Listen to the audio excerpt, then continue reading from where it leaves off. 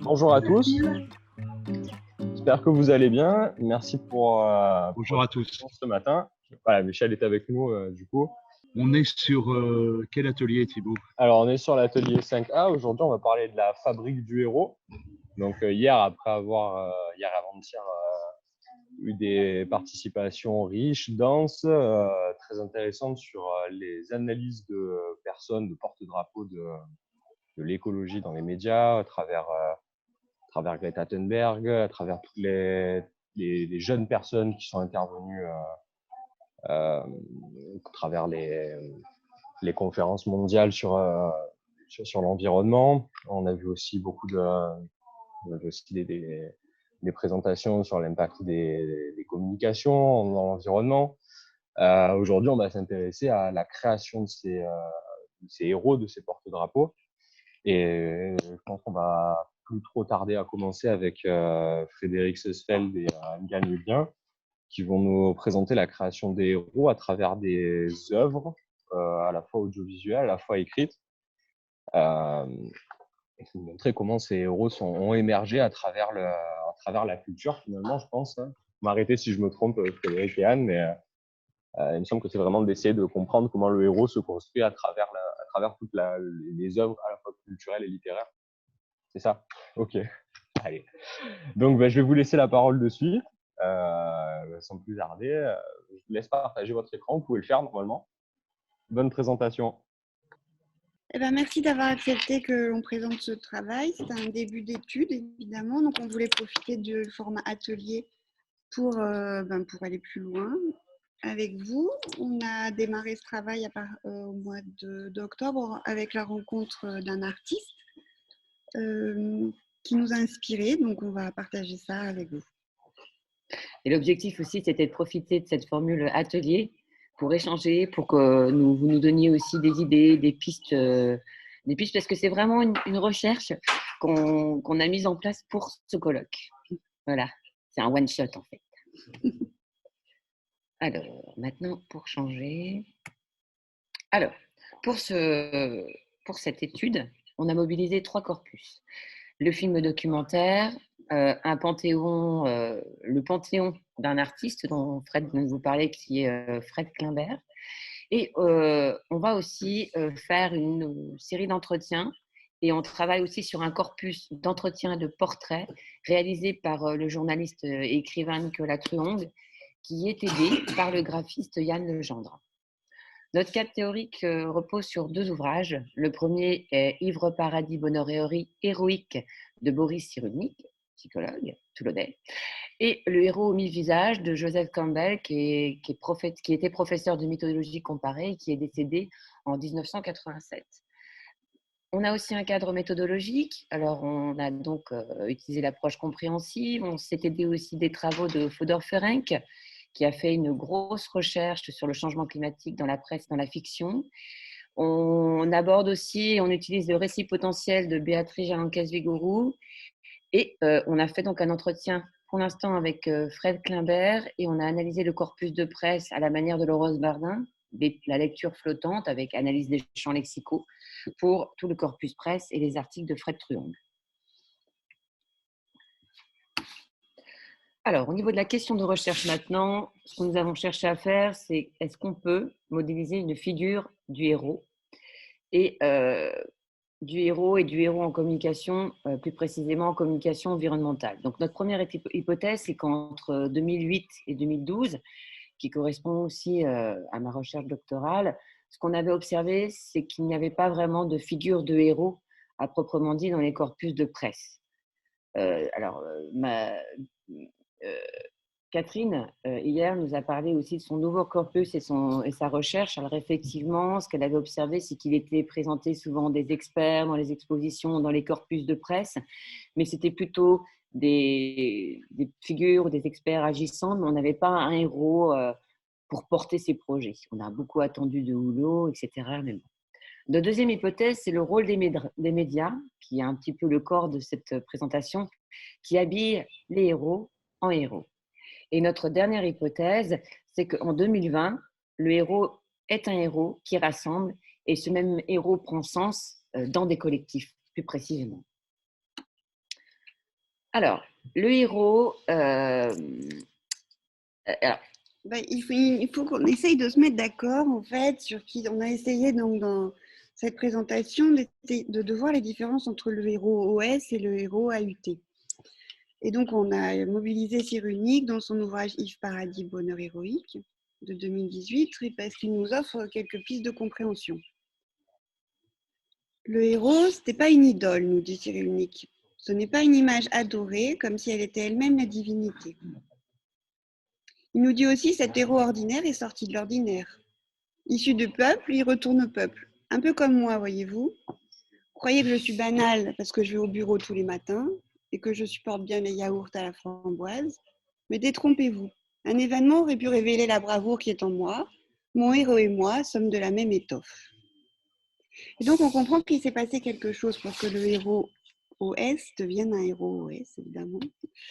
Et on a d'abord mobilisé le cinéma, le documentaire, puisque je me suis inspirée d'une thèse que je viens de terminer, dans laquelle j'ai travaillé les notions d'influence des médias sur le public, et notamment à partir du travail de Marcel Mauss, enfin en tout cas par exemple, le travail de Marcel Mauss, qui démontre l'influence sur les corps du cinéma américain, en prenant comme exemple l'imitation des femmes dans la société et la démarche des actrices qui s'inspire de la démarche des actrices américaines. C'est un travail de Mauss, il a fait ça dans les années 50 et Schumann et Trébul l'ont repris en 2018.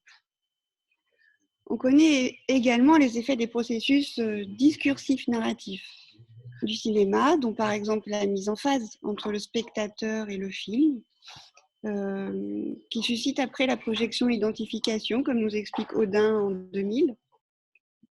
On sait que le spectateur fictionnalise à un moment donné, ce qui va ouvrir aussi des portes. C'est toujours Audin en 2005. Lambert, en 2012, il a développé l'entrée en croyance du spectateur. Il y a aussi le plaisir narcissique, qui est très important au cinéma, qui fonctionne beaucoup avec les gros plans, et qui repose sur des phénomènes de reconnaissance et d'identification aussi. Ça, c'est Juin et Trébeuil en 2012. Donc ainsi, les films, à travers les personnages, ils peuvent influencer les comportements dans la sphère sociale. Donc, mais ces personnages que l'on imite, qui modifient notre quotidien, sont-ils pour autant des héros OS ou des héros AUT? Alors, si on prend le cas du film documentaire, il y a par exemple dans le mouvement des acteurs de la transition plusieurs films documentaires qui sont sortis à partir de 2015 et on observe une mise en scène d'individus qui sont porteurs de messages pour la protection de l'environnement.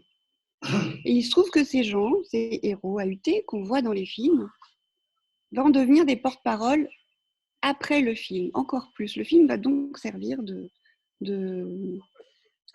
propulseur. Donc, c'est l'exemple que vous voyez sur la slide d'Emmanuel Druon, qui est donc un chef d'entreprise qui fabrique des enveloppes en papier à Lille. On le voit dans le film Demain.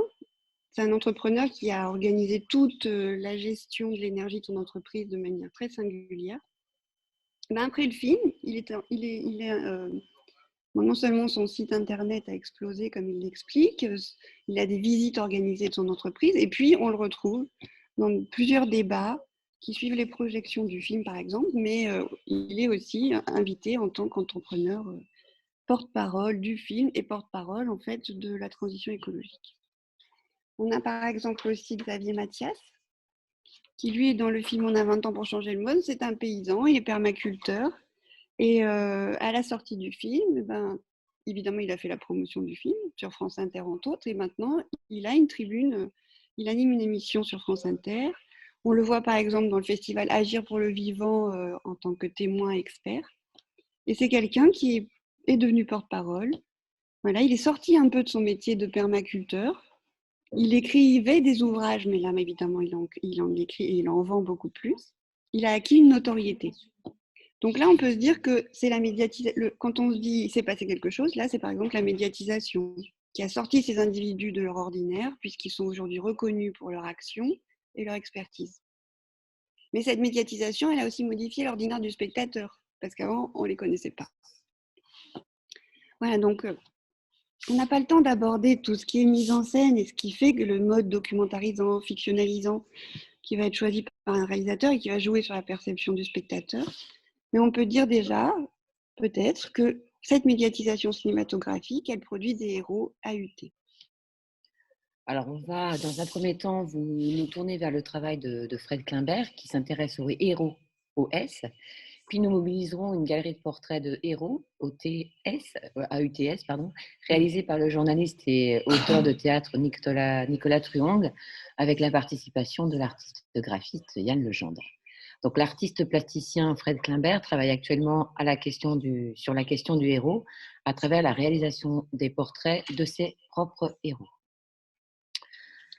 Alors, Fred Klimbert, donc, je l'ai rencontré cet été au mois d'août donc, sur le festival Agir pour le vivant, qui est très bien.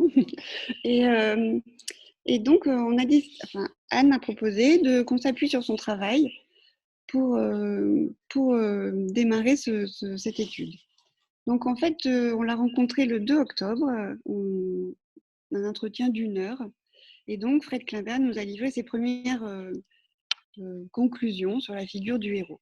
Son étude se concentre sur des héros humains, parce que les héros surhumains nous dédouanent, alors qu'un tel, il est devenu humain, il est devenu un héros, alors qu'est-ce qui s'est passé? Lui aussi se demande qu'est-ce qui s'est passé. Donc on peut déjà se dire, le héros a des compétences humaines, et on retrouve cet homme ordinaire dont nous parlait Boris Cyrulnik. Alors, vous avez ici 2 portraits réalisés par Fred Klimbert dans sa galerie de portraits que vous pouvez retrouver sur son site internet qui s'appelle We Can Be Hero. Donc, on vous présente ces 2 exemples parce que ce sont des portraits dont Fred nous a parlé et qu'on a donc travaillé via l'entretien. Donc, ce qu'on peut voir et ce qu'il faut retenir, et c'est ce qui est aussi sur la slide, c'est que pour Fred, les héros vont changer et transformer le regard.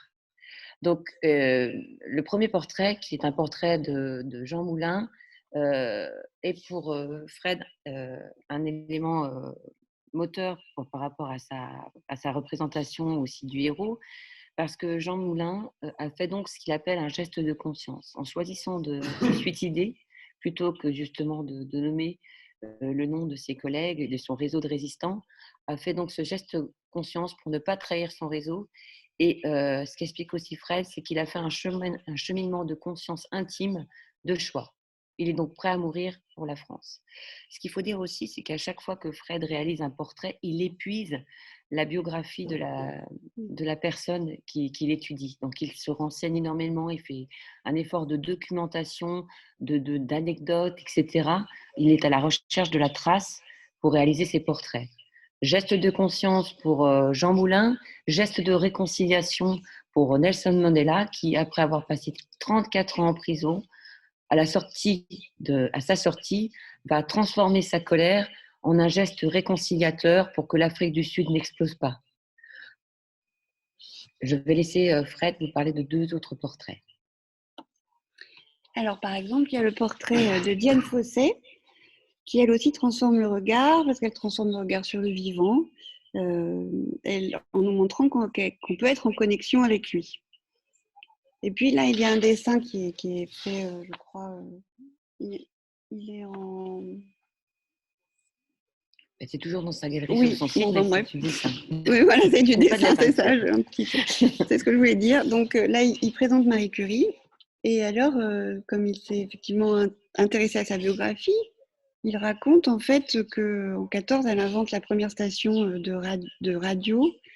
Elle part en estafette avec sa fille de 16 ans et un assistant, et ça va sauver 2 millions de personnes. Et pour lui, Marie Curie, elle a un parcours en fait contre vents et marées. C'est une femme qui va être seule, veuve, qui va vouloir refaire sa vie, qui va être appelée la veuve noire. Et en fait, cela va ternir son héroïsme de pendant la guerre, et elle passera pour une marginale, devra se battre toute sa vie pour financer ses recherches. Donc là, c'est le côté chemin de vie, épreuve à à gagner, en fait, qui sont mises en valeur.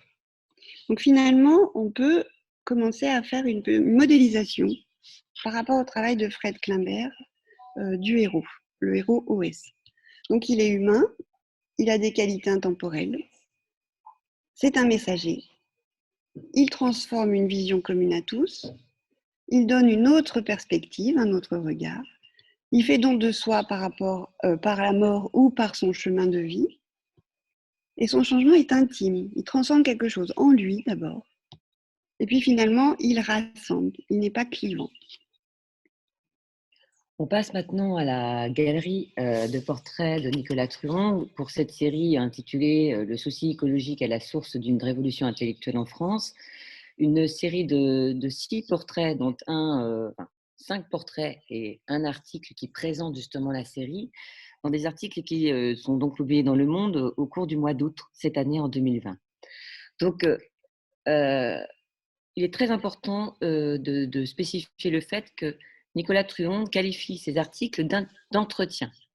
Ces entretiens sont l'occasion pour lui de présenter le travail des scientifiques, d'ouvrir leurs modèles, de présenter les modèles de ces scientifiques aux lecteurs et leurs inspirations. Donc, il y a un article donc, qui a introduit la série, qui va donner des détails plus personnels comme leur lieu de vie et leurs engagements de citoyens. La narration fait référence à l'intime et se construit comme une rencontre où les individus vont exprimer leurs sentiments et expliquent la singularité de leurs recherches. Depuis 2017, Truong, de toute façon, s'intéresse aux signaux énonciateurs de risques pluriels, d'effondrement de la civilisation industrielle, de multiples dégâts du vivant déjà constatés et aux manières de réagir de divers mouvements tentant de résister ou de s'adapter. Il crée ainsi avec cette série un récit que l'on qualifie de potentiel et présente au lecteur les écosophes. Cette série est illustrée par le dessinateur Yann Legendre qui, avec quelques traits de crayon, donne à voir un visage du personnage interviewé. Truong est spécialisé dans l'interview. Il travaille au journal Le Monde depuis les années 2000 et il est responsable du service de la rubrique Idées Débat. Oui. Donc, Truong travaille avec Yann Legendre depuis 2019. Il lui faut donc des portraits pour nombre de ses entretiens. Là, nous, déjà, ça nous a interpellés parce que souvent, pour les interviews, on utilise une photo. Mais là, un peu comme Fred Klimbert, Truong utilise les talents de Yann Legendre avec son...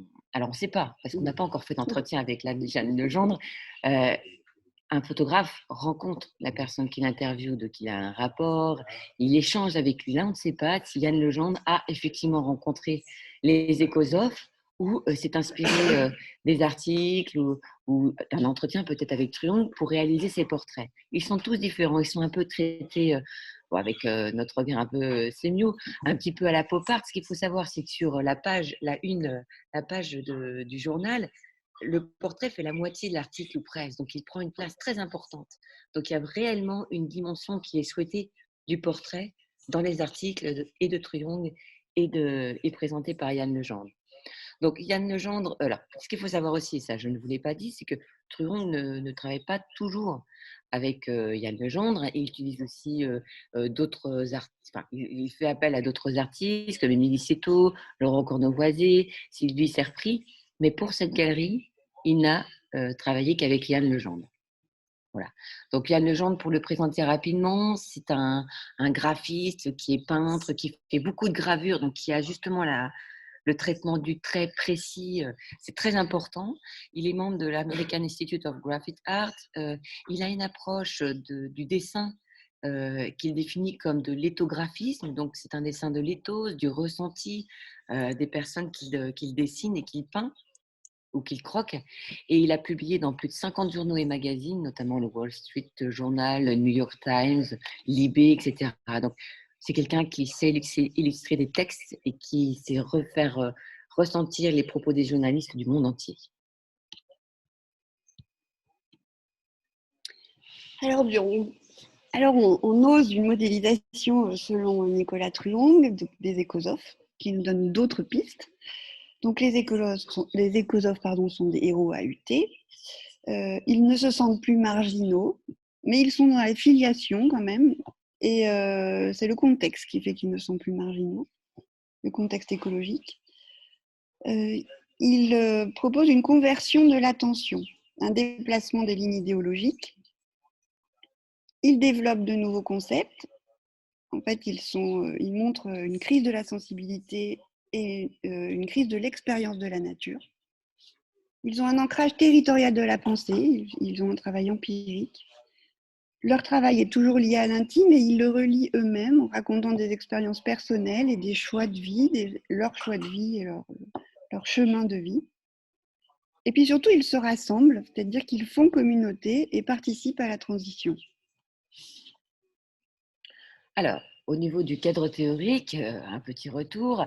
Nous, on a choisi de travailler aussi sur la modélisation du héros selon Campbell, qui a donc dans un ouvrage qui sert beaucoup pour les réalisations de films et de fiction. C'est une des bases pour créer des séries télévisées et des films comme George Lucas l'a étudié dans tous les cas pour faire Star Wars. Campbell, lui, parle des étapes du monomythe pour un seul et même héros. Alors, en fait, les étapes, comme vous le voyez sur le schéma ici, le monomythe, donc, il a étudié plein de mythes dans plein de pays différents, etc. Et il s'avère que peu importe le pays, tout se rassemble autour d'un seul et même mythe, d'où le terme monomythe. Donc, le héros, en général, se sent malheureux dans sa vie ordinaire où il se sent inadapté. Donc, il va recevoir un appel à l'aventure et il va partir. Il va voyager, il va rencontrer la magie ou un être surnaturel. Il traverse de multiples épreuves pour trouver l'élixir qui manque à sa vie. Alors, ça peut être donc des épreuves où il va remporter un succès, où il va avoir justement une ultime récompense de cette quête. Mais ce héros, il va passer par un sacrifice. Mais il a parfois la possibilité de renaître pour recevoir cet élixir qu'il partagera ensuite avec sa société d'origine. Ainsi, le mythe offre d'abord des modèles métaphoriques pour nos vies modernes à travers l'aventure d'un héros ou d'une héroïne qui a le courage d'aller au bout de ses convictions. Alors, ce que dira Campbell dans un entretien, c'est qu'un de nos problèmes aujourd'hui est celui des transformations énormes et rapides dans nos formes de vie. Les modèles pour vivre n'existent plus pour nous. Le héros comme un modèle est une chose dont nous manquons. Aussi, chacun a-t-il besoin d'être son propre héros et de suivre un chemin où il n'y a pas de chemin. Cette situation vraiment intéressante. Voilà. Donc, ici, il n'y a pas d'événement extérieur qui catalyse une situation héroïque. C'est l'individu, en fait, qui crée une rupture dans sa vie. Alors, on a osé un tableau récapitulatif entre héros et OS et héros AUT. Donc, on a Fred Klimbert, Campbell, Cyrulnik avec les héros, et puis Truong et le film documentaire avec le héros AUT. Donc, on va un petit peu aller plus vite. Donc, ce qu'on peut voir, c'est que tous les héros sont humains. Et en fait, ce qui va différencier le héros OS du héros AUT, c'est qu'il n'a pas de qualité surnaturelle et il ne va pas se sacrifier, il ne va pas donner sa vie pour sauver son peuple. Voilà, il n'y a pas le don de soi jusqu'à la mort. En revanche, il y a quand même un chemin de vie, il y a quand même un engagement très fort, il est quand même un messager.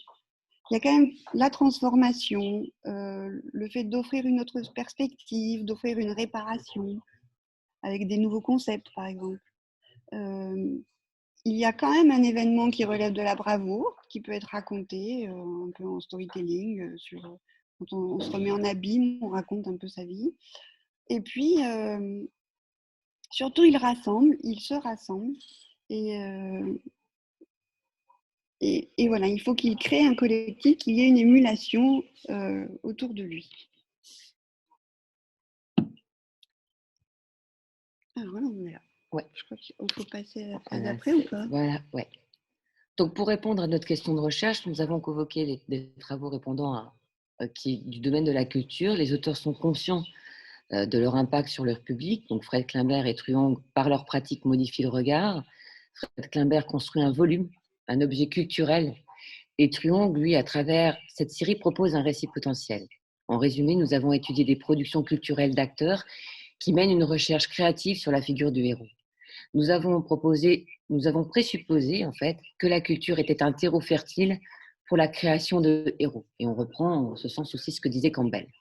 Donc en fait, on peut par exemple trouver quelques pistes aussi sur la culture, alors que la culture est informative. Lorsqu'on célèbre quelque chose ou quelqu'un, cela produit un effet qui tend à se cristalliser et à durer. Il y a quand même une notion de temps dans le héros.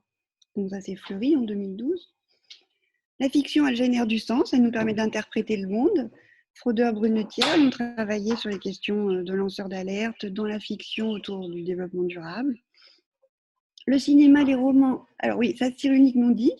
Le cinéma, les romans et la psychologie m'ont orienté comme une étoile du berger.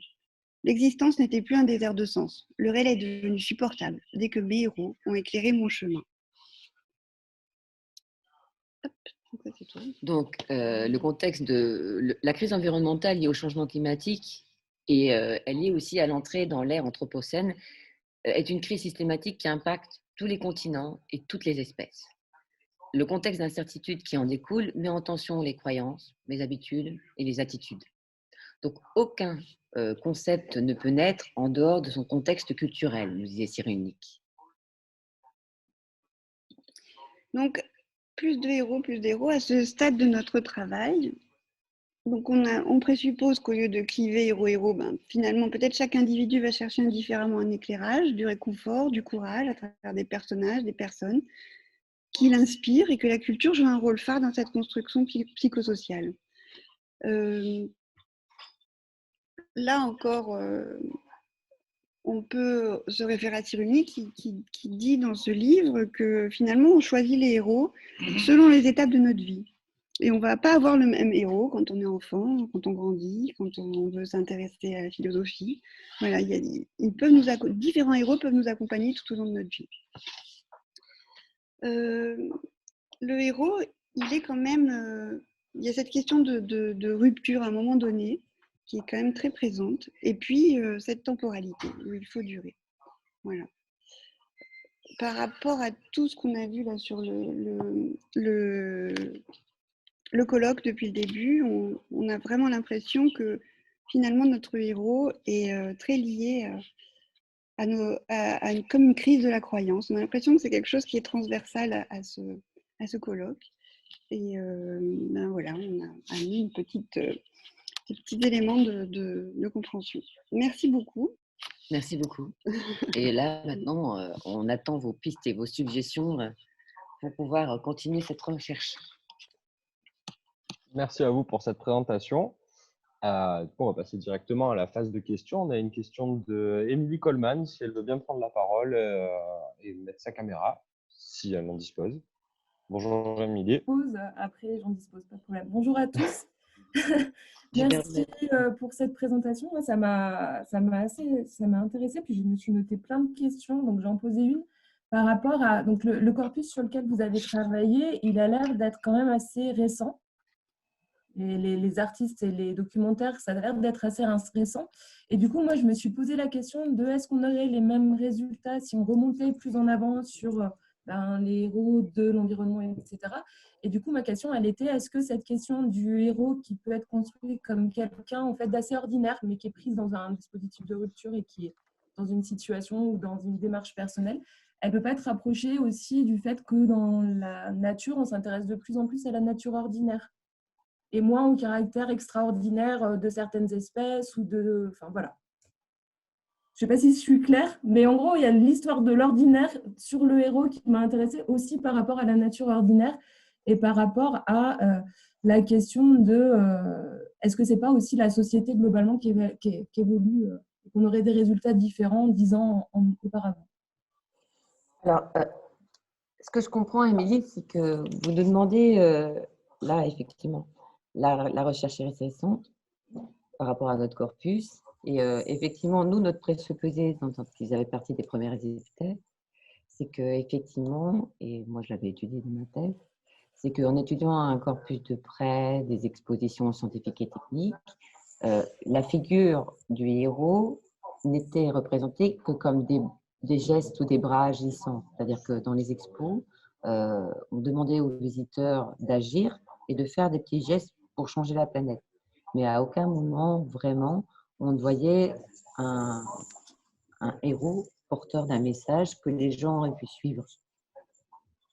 Alors, bien entendu, vous aviez déjà des expos des débuts 2000 qui s'intitulaient « L'expo dont vous êtes le héros ». Donc, les visiteurs étaient pris comme héros ordinaires pour sauver la planète par leurs petits gestes. Donc, le terme héros était très présent. Mais pour autant, déjà, dans le récit potentiel qui était mis en place dans l'exposition, il n'était pas question de faire du visiteur un héros héroïque dans le sens de Campbell en tant que tel, mais de faire du visiteur un héros ordinaire. Par ces petits gestes qui, par l'amplitude de ces petits gestes et l'accumulation de ces gestes, allait permettre un plus grand tact, un plus grand effort commun, collectif, pour changer la planète. Alors, par rapport à la nature, vous aviez aussi des expositions, je reste sur ce concept-là, mais Fodor Ferenc et Valérie Brunetière en parlaient aussi. Vous aviez aussi des expositions où le héros était un animal ou faisait partie de la nature. Donc, on était sur des héros non humains aussi. Donc, ça n'est pas récent. Bon, voilà. Ok. Moi, je peux dire quelque chose. Alors sinon, si on se remet dans le contexte de la communication environnementale, il y a quelques recherches, il faudrait que je retrouve, ça ne me vient pas là. Sur les auteurs ne me reviennent pas, mais qui ont travaillé sur l'importance du everyday life et de repositionner tout le temps les actions et remettre en valeur effectivement la manière dont les acteurs racontent l'environnement. Et ça fait penser aussi aux héros ordinaires parce que finalement, on demande aux gens de se raconter. Et c'est quelque chose qui devient prégnant également avec les réseaux sociaux. Cette façon de proposer une projection de soi, de maîtriser son image médiatique, d'avoir comme ça tout un processus de mise en scène de soi, mais dans l'ordinaire, qui serait différent d'un personnage créé pour une fiction. Voilà. Thibaut, peut-être encore une question. Oui, alors on avait deux questions en attente. Merci Frédéric et Anne pour ces réponses. On avait une question de Françoise Bernard. Du coup, bonjour Françoise, ça fait longtemps qu'on ne s'est pas vu, mais ça fait plaisir de vous voir avec nous. Activez votre micro s'il vous plaît. Voilà. C'est fait. Et on vous laisse poser votre question. Merci beaucoup Thibaut, je suis ravie de vous retrouver à ce poste d'animateur avec Michel. Merci aux deux intervenantes. Je voulais signaler à Anne, alors je ne sais pas si c'est sur mon écran, mais on ne voit pas Anne, on voit bien Frédéric, mais Anne est coupée en deux et on voit une oreille. Non, il faut qu'elle de l'oreille. Non, le contraire, si vous voulez être ensemble. D'accord. Ça veut dire Voilà. qu'elle est à l'écoute. C'est agréable de voir vos deux visages. On ne voyait que l'oreille. Oui, mais Françoise, ça veut dire qu'elle est à l'écoute. Elle est à l'écoute, oui, oui, je n'en doute pas, je n'en doute pas. Oui, je voulais d'abord vous remercier pour l'originalité de votre projet, puisque j'ai compris que c'était work in progress, donc vous avez fait un chantier et que vous êtes à l'œuvre. Je trouve ce chantier très très pertinent et en particulier cette idée de bien prendre dans nos analyses, dans nos terrains, dans nos objets d'étude, la question de la création des arts sous toutes les formes. Bruno Latour a montré l'exemple avec le théâtre autour de l'hypothèse Gaïa. Bon, il y a beaucoup d'exemples autour de nous, les plasticiens, etc., la littérature, bien sûr, la production audiovisuelle. Donc, je trouve ça très, très pertinent, très intéressant. En même temps, c'est un énorme chantier, donc modestement, vous l'abordez par une entrée que vous situez. Bon, tout ça, c'est très intéressant. Il y a quelque chose qui m'étonne dans ce que j'ai entendu, y compris d'ailleurs dans la journée d'hier, c'est peut-être alors c'est sans doute un effet de l'âge me concernant, c'est le fait de ne pas faire un retour sur les grands auteurs qui nous parlent de la fierté. Alors, j'ai beaucoup de respect pour Monsieur Cyrulnik, certes, que vous qualifiez un peu hâtivement de psychologue. Regardez bien sa biographie, vous verrez que c'est pas tout à fait aussi simple. Mais bon, peu importe. Les grands auteurs dans le champ de l'anthropologie, dans le champ de la philosophie, dans le champ de la psychanalyse, parce que en fait, la figure du héros renvoie à l'ensemble des problématiques du mythe qui sont travaillées depuis l'Antiquité. Donc il y a une épaisseur dans la littérature philosophique et ensuite en sciences humaines. Alors je pense évidemment aux apports en anthropologie. Prenons les grands auteurs classiques, Dumézil, même si certains de ses travaux ont été bien sûr, ont fait l'objet de débats contradictoires, et c'est normal. Dumézil, Claude Lévi-Strauss, pour ne citer que les deux plus grands. Dans le champ de la psychanalyse, Freud, Totem et Tabou, il y a des choses essentielles sur la figure du héros, sur la problématique alors contradictoire, hein, toujours du héros qui, effectivement, vous avez mis en exergue la notion de quête. Je pense que ça, c'est une notion qui pourrait être davantage problématisée. Elle est superbe, cette notion. Elle nous aide tellement à penser le présent, parce que le présent, c'est la quête. Hein, c'est la quête individuelle, la quête collective, la quête des formes de société, bon, etc. Donc, je voulais peut-être... oui, alors plus près de nous, en anthropologie, vous avez également l'anthropologie du mythe de Richard Potier, que vous avez sans doute repéré. C'est 1994, qui reprend un certain nombre de textes, qui propose une synthèse de ces questions dans le champ de l'anthropologie. Voilà, et donc le schéma narratif, il y a une stabilité du schéma narratif, finalement, on va dire une cristallisation du schéma narratif qui se fait, alors pas simplement du côté de la narratologie, mais du côté de ces disciplines qui apportent beaucoup pour comprendre ce dont nous parlons. Voilà, vous avez cité Campbell, bon ça Campbell, c'est très important, hein, le héros mille et un visages, c'est effectivement un ouvrage très, très important. Alors il y a l'idée aussi peut-être dans la figure du héros, il y a la question du pouvoir. Hein. Comment le héros, en quelque sorte, prend de l'épaisseur du côté de ce que les anglo-saxons appellent l'empowerment, qui est traduit en français, j'en reparlerai tout à l'heure, la question du pouvoir et comment le héros a cette capacité à, en quelque sorte, conférer après cette quête, après cette traversée, après ce voyage, à conférer du pouvoir à ses proches. Et cette question du pouvoir me semble être très intéressante parce qu'elle marque aussi le parcours des créateurs. Hein, voilà. Il y a les peintres qui, à un moment donné, ont une reconnaissance médiatique, etc., un pouvoir de montrer et pouvoir de dire, parce que très souvent, on va demander à un créatif ou un créateur ou un producteur, bon, il y a tout un débat sur la terminologie qu'il conviendrait d'employer, de commenter. Hein. Alors non seulement commenter son œuvre, mais commenter la société. Hein. Il y a à chaque fois ce débordement. Alors cette question, peut-être, finalement, c'est là la question. Est-ce que vous avez repéré cette notion de pouvoir? Quête et pouvoir, ces deux notions, qu'en pensez-vous? Qu'est-ce que vous en faites?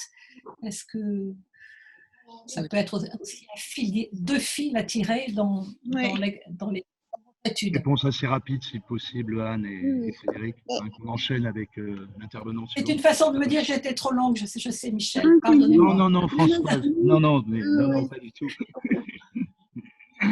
Alors, on a noté le pouvoir, effectivement, d'apporter quelque chose à ses proches, cette espèce de retour, comme s'il partait quelque part, il revient et il va nourrir l'environnement où il est pour effectivement changer le regard, faire qu'il y ait une évolution, qu'il y ait une autre trajectoire qui arrive, enfin voilà.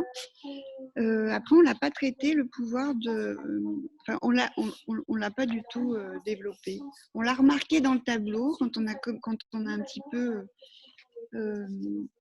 essayé de classer ce que chacun apportait sur cette figure du héros, mais oui, on ne l'a pas du tout approfondi. L'évolution aussi des écosophes, c'est ce qu'on a vu aussi dans le premier article de Truong, c'est que les écosophes sont actifs dans leur recherche, ils font du terrain, mais ils sont aussi actifs, et c'est cette notion d'empowerment qui est importante, c'est que tous sont actifs dans le territoire où ils vivent. Donc, Nastasia Martin, elle fait partie d'un collectif citoyen pour sauver les Hautes-Alpes. De la même manière, Morisot, il va s'investir dans Vercors, Vie sauvage, pour sauver 490 hectares. Tous ces écosophes, plus ou moins, se retrouvent dans la Drôme. Et en fait, Truong va parler d'un cluster écopolitique, écosystème intellectuel. Donc, derrière ce collectif, il y a on pourrait reprendre cette notion de raison d'agir, mais en tous les cas, tu es chercheur et tu défends la nature et tu t'impliques dans le territoire dans lequel tu vis. Et tu sors aussi de la ville pour rejoindre la nature, la campagne, et cette défense, tu le crées sur le terrain avec les autres. Bon, le pouvoir d'agir, donc. Merci. Ça a déclenché beaucoup de choses. Merci François. Moi, je voudrais juste une remarque, ce serait peut-être intéressant. Pardon. Je parlais, mais mon micro n'était pas ouvert. Donc, merci beaucoup Anne-Frédéric. Ça a soulevé beaucoup d'interrogations. Juste une petite remarque et pas une question. Ce serait peut-être bien d'aborder aussi le côté obscur du héros, ou en tout cas ses limites, ou en tout cas ses manques. Hein, alors, effectivement, on avait juste une petite question de Amaya RK. Très rapidement, alors on a déjà largement dépassé le temps sur la première présentation, donc si on pouvait être très très bref juste pour vous laisser la parole, Madame RK, et très bref aussi dans la raison pour Madame Sosfeld et Madame Ganubien. Merci. Très bien. Oui, voilà, moi, c'est vraiment bref, c'est plus en fait un peu à la suite de Françoise que je salue, justement. Peut-être deux autres fils à tirer éventuellement, deux suggestions. C'est la question des imaginaires, enfin, vous écoutant, et j'étais très intéressée aussi par effectivement, cette présentation de ce projet que vous lancez, et notamment par votre conclusion quand vous parlez du lien entre héros et crise de la croyance. Et je pense que c'est très intéressant de tirer ce fil à la fois de la question de la croyance ou des croyances, et de le rattacher à la question des imaginaires. Donc on reste dans l'anthropologie, la perspective anthropologique dont parlait Françoise à l'instant. Et deuxième petit fil ou suggestion, c'est d'aller voir aussi, de regarder du côté de la littérature concernant l'humanitaire, en sociologie, la littérature les écrits des politistes, etc., sur l'humanitaire, et notamment tous les discours humanitaires, parce qu'il y a aussi, on trouve fortement, je m'étais intéressée il y a quelque temps, une héroïsation justement de l'acteur humanitaire. Et d'ailleurs, Nicole d'Almeida avait aussi travaillé sur le sujet. Et je pense que ça peut être intéressant de comparer un peu justement le héros environnemental et le héros humanitaire. Je pense qu'il peut y avoir des éléments intéressants, notamment en termes de littérature, sur justement toutes ces formes d'héroïsation d'acteurs sociaux et lesquels sont héroïsés, à quel moment de l'histoire, etc. Ça me paraît très intéressant. Voilà, je m'en tiens là. J'espère ne pas avoir été trop long. Merci. Merci beaucoup. Non, il n'y a pas de problème. Nicolas, Pierrot. Allez, on vous laisse annoncer votre présentation. Si il faut donner la main. Non, c'est bon, on a autorisé le partage. Normalement, c'est bon. Voilà. Vous me direz juste si vous voyez bien les diapositives. On voit bien les diapositives. Passez en plein écran, super. Et on vous laisse vous présenter. Vous avez moins de 20 minutes pour présenter ça. Bon courage. Okay, merci. Je vais essayer de faire court et n'hésitez pas à m'arrêter si je dépasse. Je tenais à remercier l'équipe du groupe d'études et de recherche pour m'avoir donné l'occasion de discuter. C'est précieux en ces temps de confinement, voire de confinement prolongé. Donc, cette communication est intitulée « Fabriquer les héros de la consommation collaborative, les dispositifs d'empowerment », justement, on y revient, entre rationalisation et émergence d'une parole critique, d'une parole environnementale critique. Donc, ce travail est tiré de ma thèse de doctorat en SIC que j'ai soutenue le mois dernier. Et l'objectif donc de cette communication, c'est de contribuer finalement à la compréhension des logiques d'empowerment dans le cadre du mouvement de la consommation collaborative. Donc, je me situe moins sur une déconstruction, conceptualisation de la figure ou de la notion de héros, même si j'y reviendrai évidemment. Donc dans le cadre de ce colloque, je propose d'interroger ces logiques d'empowerment en tant qu'elles contribuent possiblement à la construction de la figure d'un usager héroïque engagé dans une forme de consommation durable. En effet, les discours experts autour de la consommation collaborative insistent sur la relation qui existerait entre la collaboration en ligne et puis une forme de réponse aux enjeux environnementaux. À ses débuts, la consommation collaborative a été portée par différentes promesses, dont on a quelques exemples au tableau, en quelque sorte. À suivre, Rachel Botsman et Rue Rogers, qui sont les auteurs d'un ouvrage très diffusé sur la consommation collaborative. Les plateformes seraient source finalement de redynamisation des liens sociaux, de réduction des déchets et des émissions de carbone, ou encore seraient propices à une sortie du consumérisme. Donc ces discours-là datent du début des années 2010. Et finalement, couplé à un imaginaire révolutionnaire du Web 2.0, toujours puissant, ces discours me sont apparus dans ma thèse comme les marqueurs d'une forme d'idéologie de l'empowerment collaboratif durable, tout du moins, c'était une hypothèse. La référence à ce terme, empowerment, de langue anglaise, donc n'est pas anodine, hein. D'une part, parce qu'elle est au cœur des discours experts de la consommation collaborative, c'est ce qui explique que je sois parti de là. Et puis d'autre part, parce que l'hypothèse d'une forme d'empowerment socio-écologique en attente de généralisation dans la consommation collaborative était au cœur, au départ, des discours des cofinanceurs du projet de recherche auquel s'est rattachée ma thèse. Et ces cofinanceurs, donc, il s'agissait du Conseil régional de Bourgogne-Franche-Comté et puis la société d'audit Deloitte Développement Durable. Et puis enfin, l'empowerment apparaît plus généralement comme une notion très fortement polysémique, évidemment, en cours de massification dans une diversité de domaines, dont celui de la communication environnementale et puis plus en lien avec mes recherches dans le domaine de la communication marchande. Pour ce qui concerne la consommation collaborative, l'empowerment renvoie finalement à l'idée que ces plateformes donneraient plus de pouvoir aux consommateurs dans la perspective éventuellement d'un développement plus durable. Dans ma thèse, j'ai proposé de décaler un petit peu la focale et je suis parti du point de vue que cet empowerment ne se limitait pas à un discours promotionnel, mais qu'il renvoyait à, plus généralement peut-être, un dispositif communicationnel caractérisé par des processus de communication donnés et puis des pratiques gestionnaires données. Pour reprendre les termes de l'appel, il s'agit finalement d'interroger la capacité des dispositifs d'empowerment à façonner des héros de la consommation collaborative. Cette idée d'une fabrique des héros me semble légitime dans la mesure où l'empowerment se présente d'abord comme une pratique. C'est ce que montrent bien Marie-Hélène Baquet et Carole Biouwener en revenant sur ces acceptions militantes, sociales. Mais cette idée de l'empowerment comme pratique et comme processus également au cœur finalement des conceptualisations de l'empowerment qui existent en sciences de gestion. Et à ce titre, j'ai proposé d'approcher l'empowerment à travers cet idéal type que vous avez au tableau, composé d'un obstacle à dépasser, d'un état idéal à atteindre, en anglais on dirait to be empowered, et puis d'un processus d'appropriation du pouvoir qui suppose une pratique donnée et puis un ensemble de médiateurs qui soient humains ou non humains.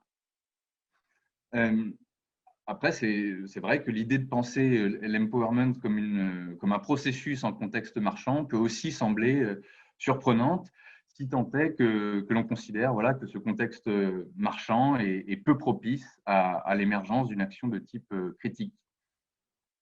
Pourtant, comme le montrent voilà, les sciences de gestion et puis les sciences de l'information et de la communication, je pense notamment aux travaux de Nicolas Begert sur le sujet, cet empowerment du consommateur est irréductiblement, je dirais, attaché à une dimension politique et critique.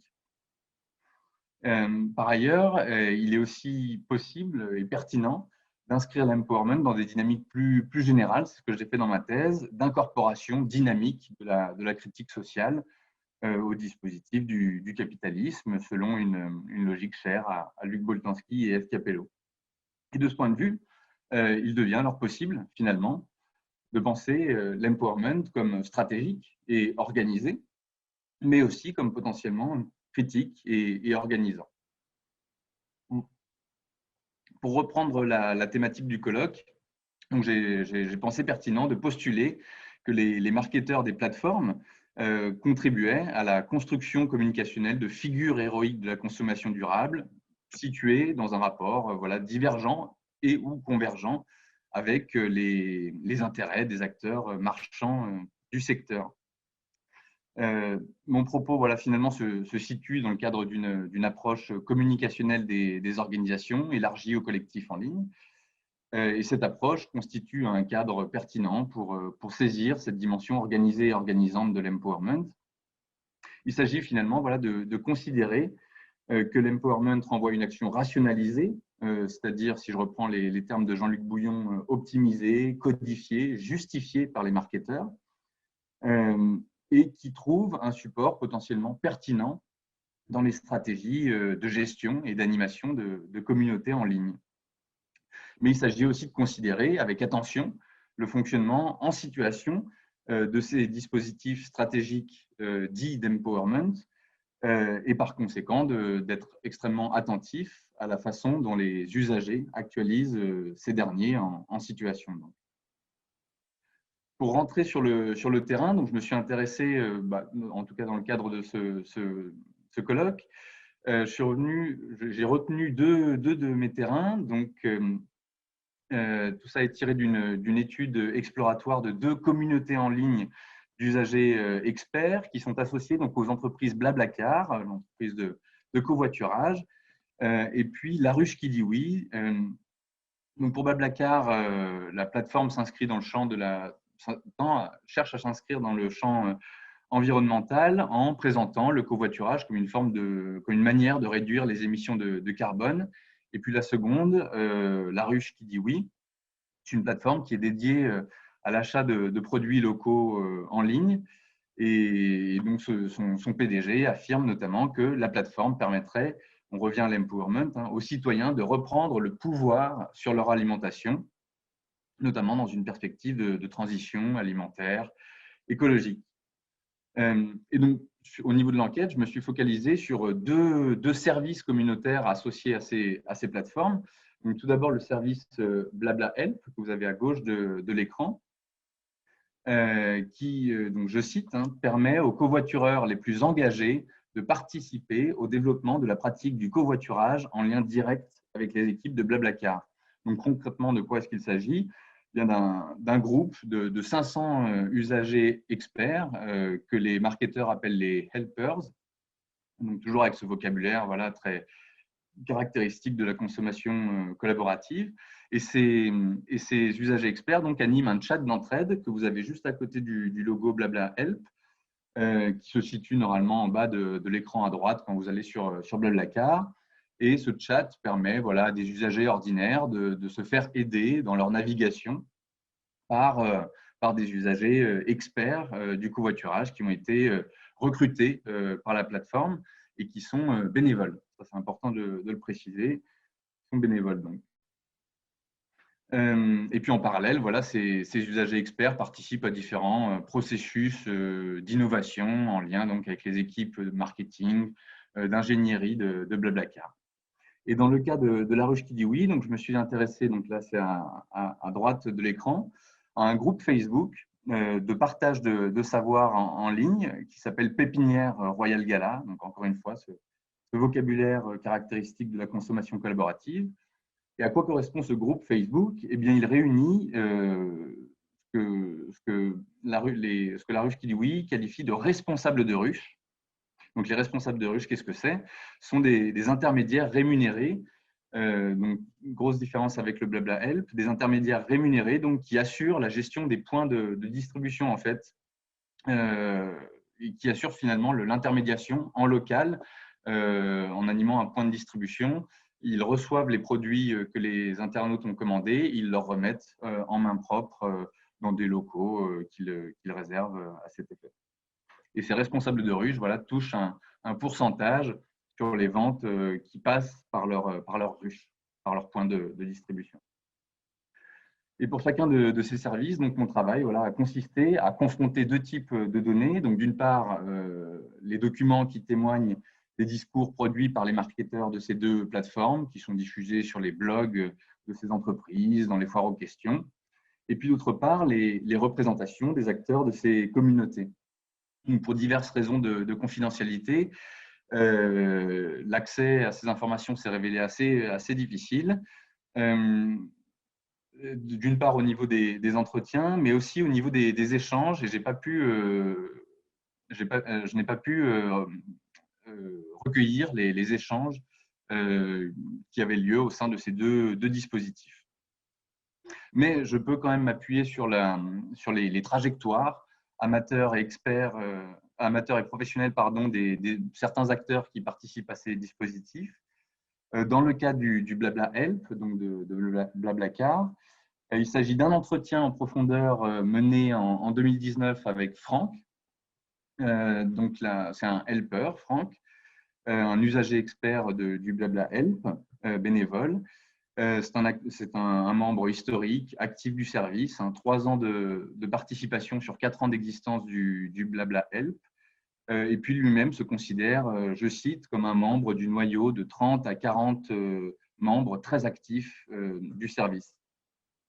Et là où c'est intéressant de discuter avec Franck, c'est qu'il inscrit lui-même sa pratique du covoiturage dans l'horizon de convivialité, de partage, de développement durable, associé à la consommation collaborative. Ça, je cite, c'est lui qui le dit, l'enjeu finalement du covoiturage, c'est de remplir toutes les voitures vides qu'on voit sur la route. Et dans le cas du groupe Facebook donc de la ruche qui dit oui, il s'agit donc d'un entretien mené avec la community manager du groupe et puis d'un double entretien mené avec Sébastien, qui est un salarié impliqué dans la gestion des responsables de ruche au sein de l'entreprise. Du point de vue de l'analyse des données, j'ai suivi la méthode de l'analyse de contenu de Laurence Bardin en recherchant systématiquement les traces qui témoignent à la fois d'une formalisation gestionnaire des processus d'empowerment et puis les traces des effets performatifs ou non de ces processus. Je ne sais pas combien de temps il me reste. Non, c'est bon. Donc, en termes de résultats, donc d'abord, la collecte de documents montre que les usagers experts de ces services se situent au cœur d'un ensemble de rationalisation.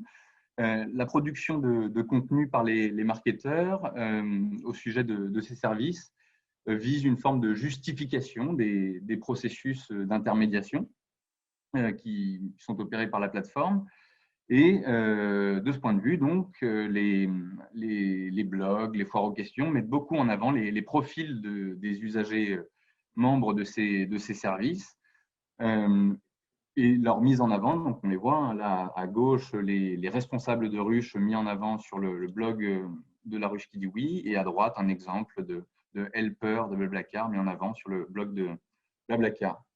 Et donc finalement, leur mise en avant sert à argumenter le caractère en partie rationnel des procédures à l'œuvre. Dans le cas de la ruche qui dit oui, les responsables, la présentation des responsables, c'est finalement une manière de justifier l'intérêt de points de distribution locaux, humains, dans lesquels on a de la rencontre, plutôt par exemple qu'une simple livraison à la maison.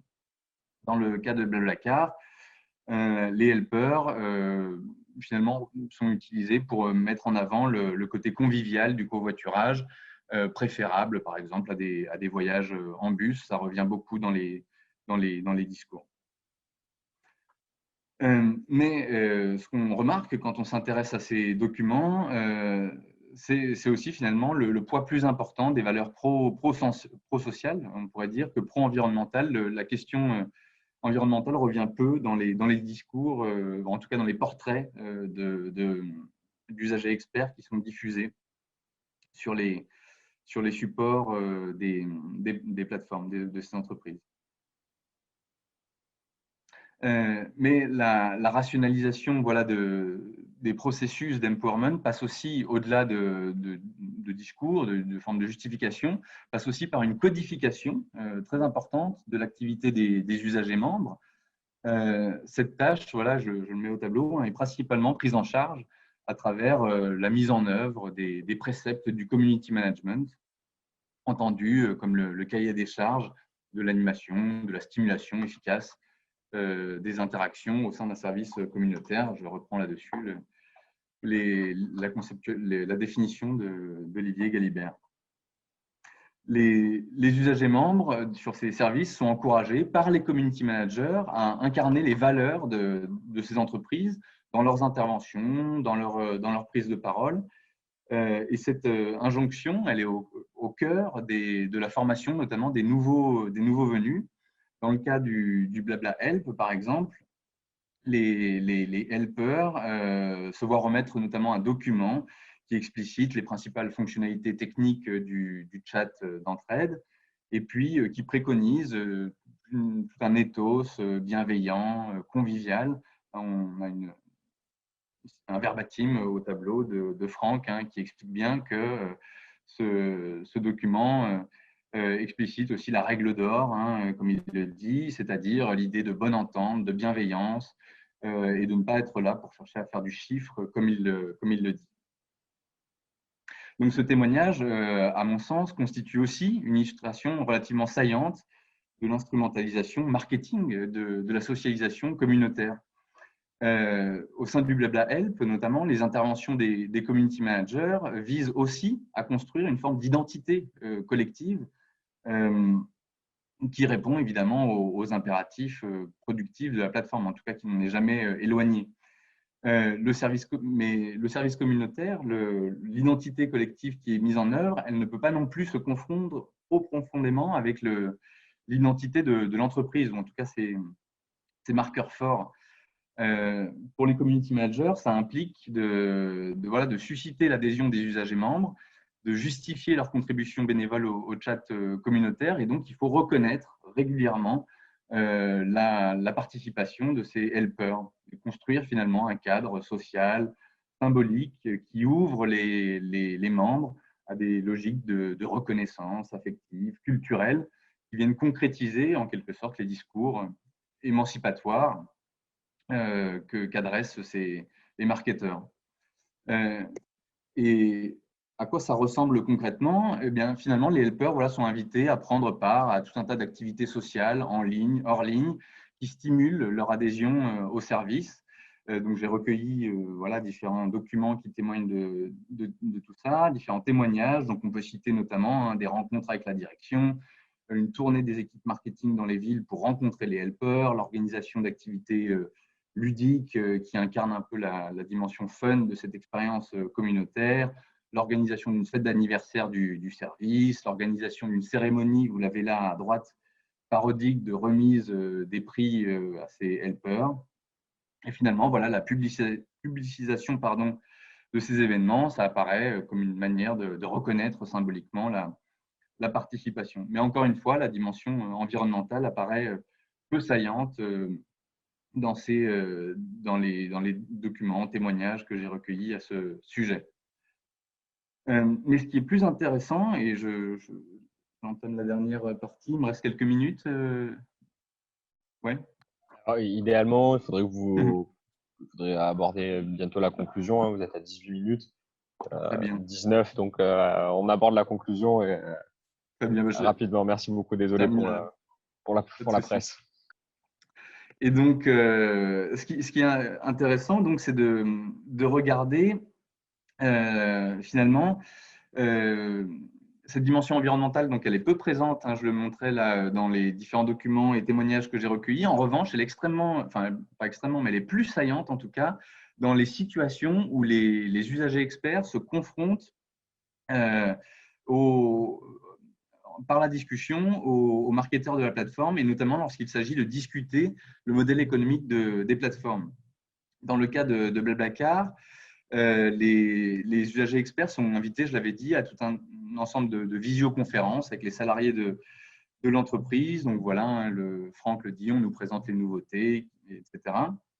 Et ces discussions vont émerger des propositions d'amélioration, mais vont aussi émerger, apparemment, dans les discours de Franck, un impératif du côté des usagers experts, des helpers, celui de représenter les usagers ordinaires du service. Et dans cette idée de représentation, d'être porte-parole quasiment des usagers du service, il y a différents moments de discussion critique qui font émerger donc des critiques. Si on reprend un exemple, quand les marketeurs de la plateforme ont présenté notamment l'intégration d'une société de bus au sein de Blablacar, ça a donné lieu à tout un tas de critiques de la part des helpers, donc des critiques marchandes. Hein.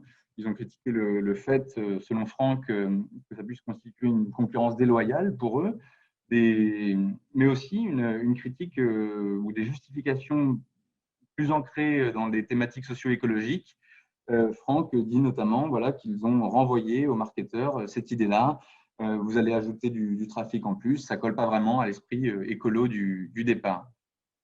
On a ça de manière plus marquée encore au sein dans les relations que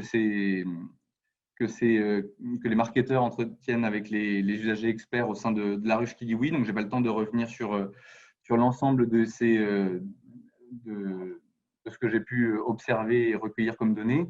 Mais ce qu'il y a à retenir, finalement, c'est qu'au départ, donc on avait la communauté d'usagers experts était représentative, garante de l'esprit de partage de la plateforme, et au fur et à mesure de la rationalisation de l'activité et de l'intermédiation, on a vu émerger tout un tas de critiques au sein du dispositif de la part de ces usagers experts. Et au fur et à mesure que les critiques se massifiaient, les formes de modération se renforçaient elles-mêmes. Et tout ça a donné lieu à la fin, au climax en quelque sorte de l'intensité critique des usagers experts, au bannissement des usagers les plus virulents et finalement les garants de l'esprit du partage, selon eux. Et puis, dans certains cas, des départs volontaires, donc quasiment des départs héroïques, on pourrait dire, hein, qui étaient justifiés publiquement sur le service communautaire avec les usagers experts qui partaient en expliquant pourquoi la plateforme, en quoi la plateforme ne répondait plus aux valeurs sociales, écologiques dont elle se réclamait.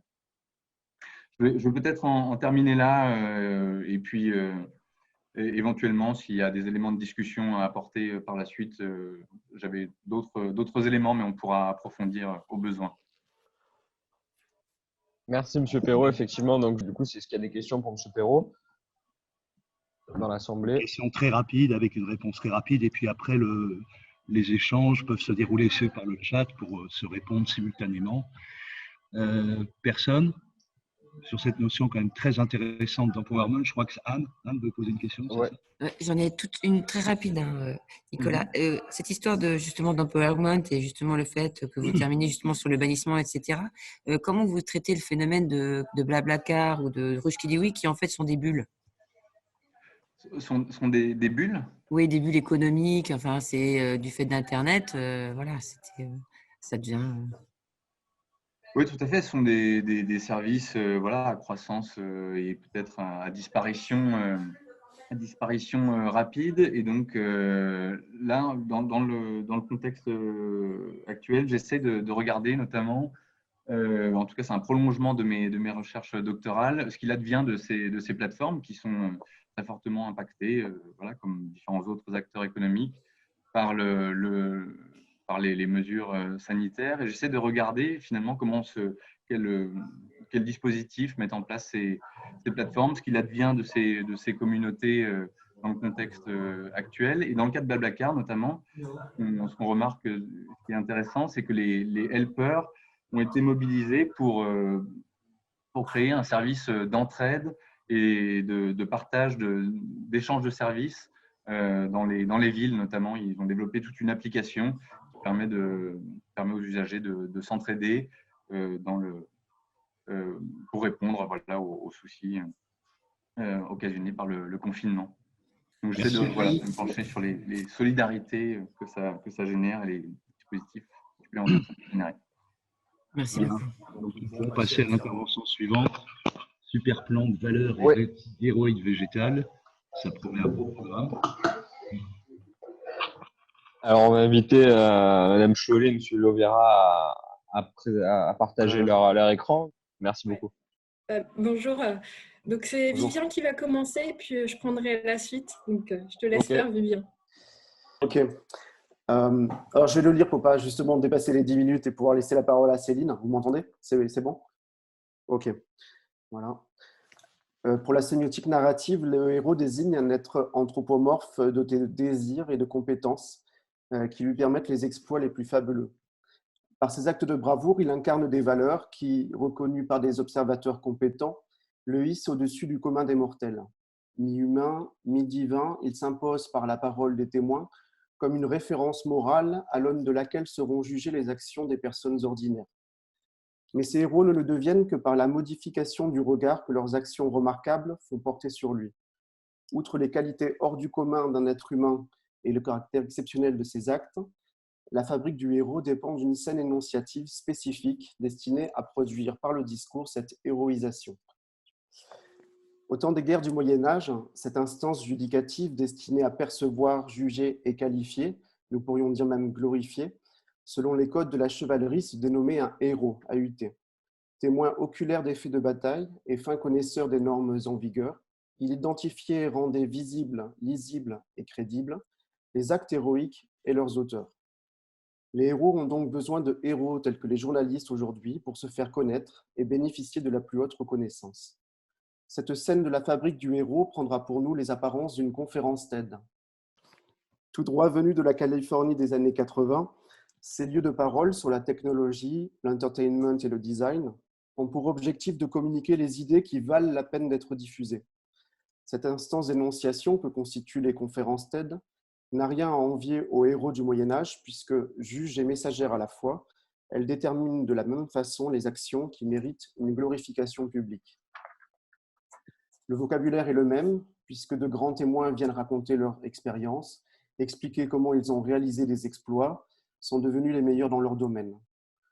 La sanction positive de la performance se décide à l'applaudimètre et la rétribution prend la forme d'un prix doté d'1 million de dollars de la fondation TED. Toutefois, à la différence du héros du Moyen-Âge, les conférences TED valorisent les qualités d'actualisation, c'est-à-dire les compétences du héros, plus que celle de la réalisation de la performance héroïque. C'est bien la force d'une promesse qui mérite ici rétribution positive pour, je cite, « continuer la conversation et par conséquent poursuivre le combat ». D'un point de vue méthodologique, il s'agira d'explorer donc les deux dimensions que portent les héros AUT et les héros OS de l'environnement au sein d'une conférence TED, à savoir analyser les actants de l'énonciation héroïque, l'héroïsation, qui préside à la perception, au jugement et à la qualification du héros, ce qui suppose le repérage des objets de valeur dans le discours, les porteurs de valeur, des valeurs principes dans le discours, les valeurs portées. Analyser les actants de l'énoncé héroïque, le récit du héros, qui préside à l'actualisation de l'acte et du sujet héroïque, ce qui suppose le repérage du sujet, le héros, de l'objet visé, la quête, des transformations, progression, régression, stabilisation, des obstacles et opposants, des aides et adjuvants. Concernant notre corpus, l'analyse portera sur 2 conférences TED. La première fut donnée en juillet 2010 par Stefano Mancuso, botaniste et neurobiologiste des plantes italien, et la seconde en avril 2019 par Joanne Chori, botaniste et généticienne américaine. La communication de Joanne Tschori commence par une série de valorisations portées sur sa recherche, sur sa propre personne en tant que chercheuse et sur son équipe. Bien qu'évoqué brièvement en début d'intervention, le premier registre de valeurs mobilisées s'apparente à un registre mystique. En effet, le sens de sa recherche, et par extension le sens de sa vie, semble s'être cristallisé dans une expérience spirituelle. Je cite, « Récemment, j'ai eu une révélation ». Cette entrée en matière pourrait paraître anecdotique si elle ne colorait pas le reste de l'exposé. Effectivement, celle-ci associe plus loin cette recherche pour offrir un monde meilleur, valeur éthique, à l'évocation de sa mort. Ce projet sera sa dernière grande expérience. De la révélation quasi divine au sacrifice, il n'y a qu'un pas que semble franchir la conférencière. Le sacrifice est d'autant plus grand qu'elle révèle au public être atteinte de la maladie de Parkinson depuis 15 ans. À l'urgence collective du réchauffement climatique se mêle l'urgence intime de la lutte contre la maladie, ce qui donne également une valeur d'engagement pour les autres, une valeur civique à ces actes. Une seconde valorisation s'exprime par le recours à la qualité du temps, le temps long qui a précédé cette révélation. Le temps de la maturation par un travail de 30 ans valorise la recherche et son auteur par ce qui apparaît comme l'investissement d'une vie. Cette valeur temporelle qui trouverait sa traduction en sémiotique tensive par la notion de parvenir vient compléter ou justifier le survenir de la révélation. Des valorisations secondaires méritent d'être relevées, car elles viennent compléter la thématique du sacrifice.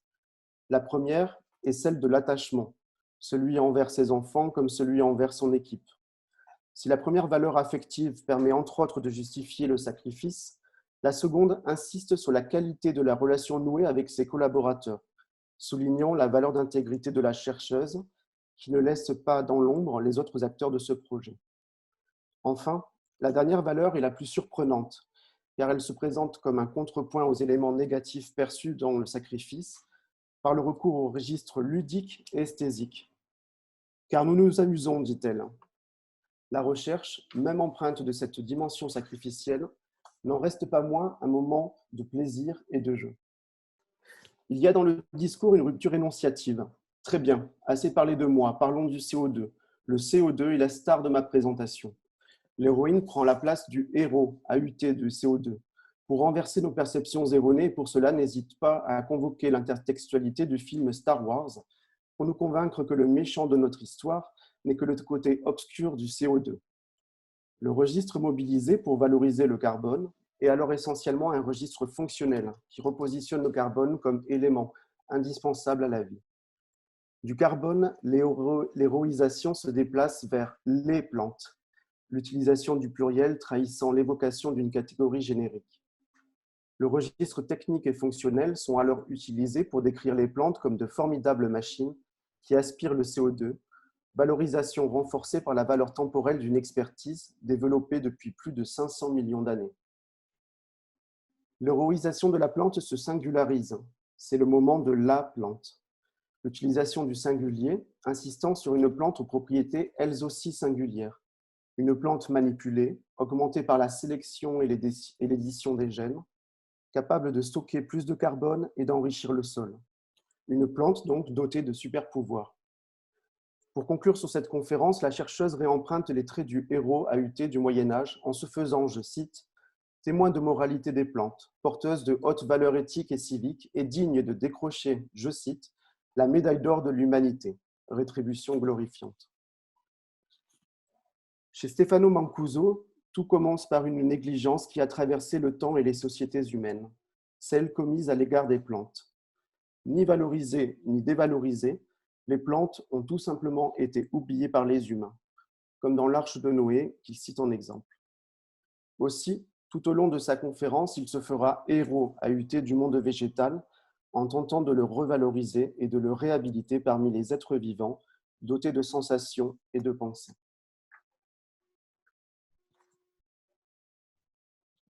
La première forme de valorisation mobilise le registre esthésique puisque les plantes sont douées d'une supersensibilité qui dépasse celle des animaux, humains inclus.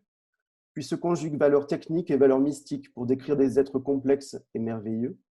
La plante quitte son état végétatif pour devenir une héroïne anthropomorphe qui se déplace alors, je cite, avec grâce, valeur esthétique, tel un ange, valeur mystique et valeur de pureté, qui danse, valeurs ludiques et esthétiques. Les jeunes tournesols sont en train de jouer et de s'entraîner pour leur vie d'adulte. Enfin, le Mimosa pudica dort, car il obéit aux mêmes régularités des cycles veille-sommeil que les humains. Ces plantes humanisées deviennent capables de communication et plus généralement de cognition, voire même capables de manipulation des apparences, valeurs de vérité, pour piéger les insectes par exemple. Le chercheur faisant gravir pas à pas les marches de l'ordre naturel réinstaure les plantes au sens large en haut de la pyramide des valeurs. La dimension technologique nécessaire dans toutes les conférences TED apparaît enfin pour présenter non pas les plantes sous l'angle d'une valeur instrumentale, un moyen ou une solution à nos problèmes, mais plutôt comme une opportunité d'inspiration, une valeur de connaissance, qui souligne davantage la rencontre de son usage. Ces technologies biomimétiques deviendraient alors la forme ultime de la super-héroïne végétale, un plantoïde, c'est-à-dire une machine devenue plante, et non pas une plante devenue machine, comme c'était le cas précédemment pour Joan Chori. Du point de vue des stratégies de valorisation, Joan Chori adopte une stratégie élective qui se concentre intensément dans un seul spécimen extraordinaire qui sauvera l'humanité. Une plante unique, née des propriétés de la nature manipulées par les technologies humaines. À l'inverse, Stefano Mancuso tente de réhabiliter le règne végétal dans son ensemble, par une stratégie globalisante, par laquelle toutes les plantes deviennent de merveilleuses héroïnes susceptibles de nous inspirer dans nos actes et nos créations. Les valeurs portées par la plante de Joan Chori sont essentiellement techniques, fonctionnelles, mais également morales, valeurs civiques et éthiques, lorsque la plante, mandatée par l'humanité, endosse la responsabilité de nous sauver. Les plantes de Stefano Mancuso portent également des valeurs techniques et fonctionnelles, mais aussi et surtout des valeurs plus humanisantes, esthétiques, ludiques, affectives, qui dressent le portrait d'un être parfait, libre et inspirant. Merci, je laisse la place à Céline pour la suite. Je vais partager mon PowerPoint. Voilà.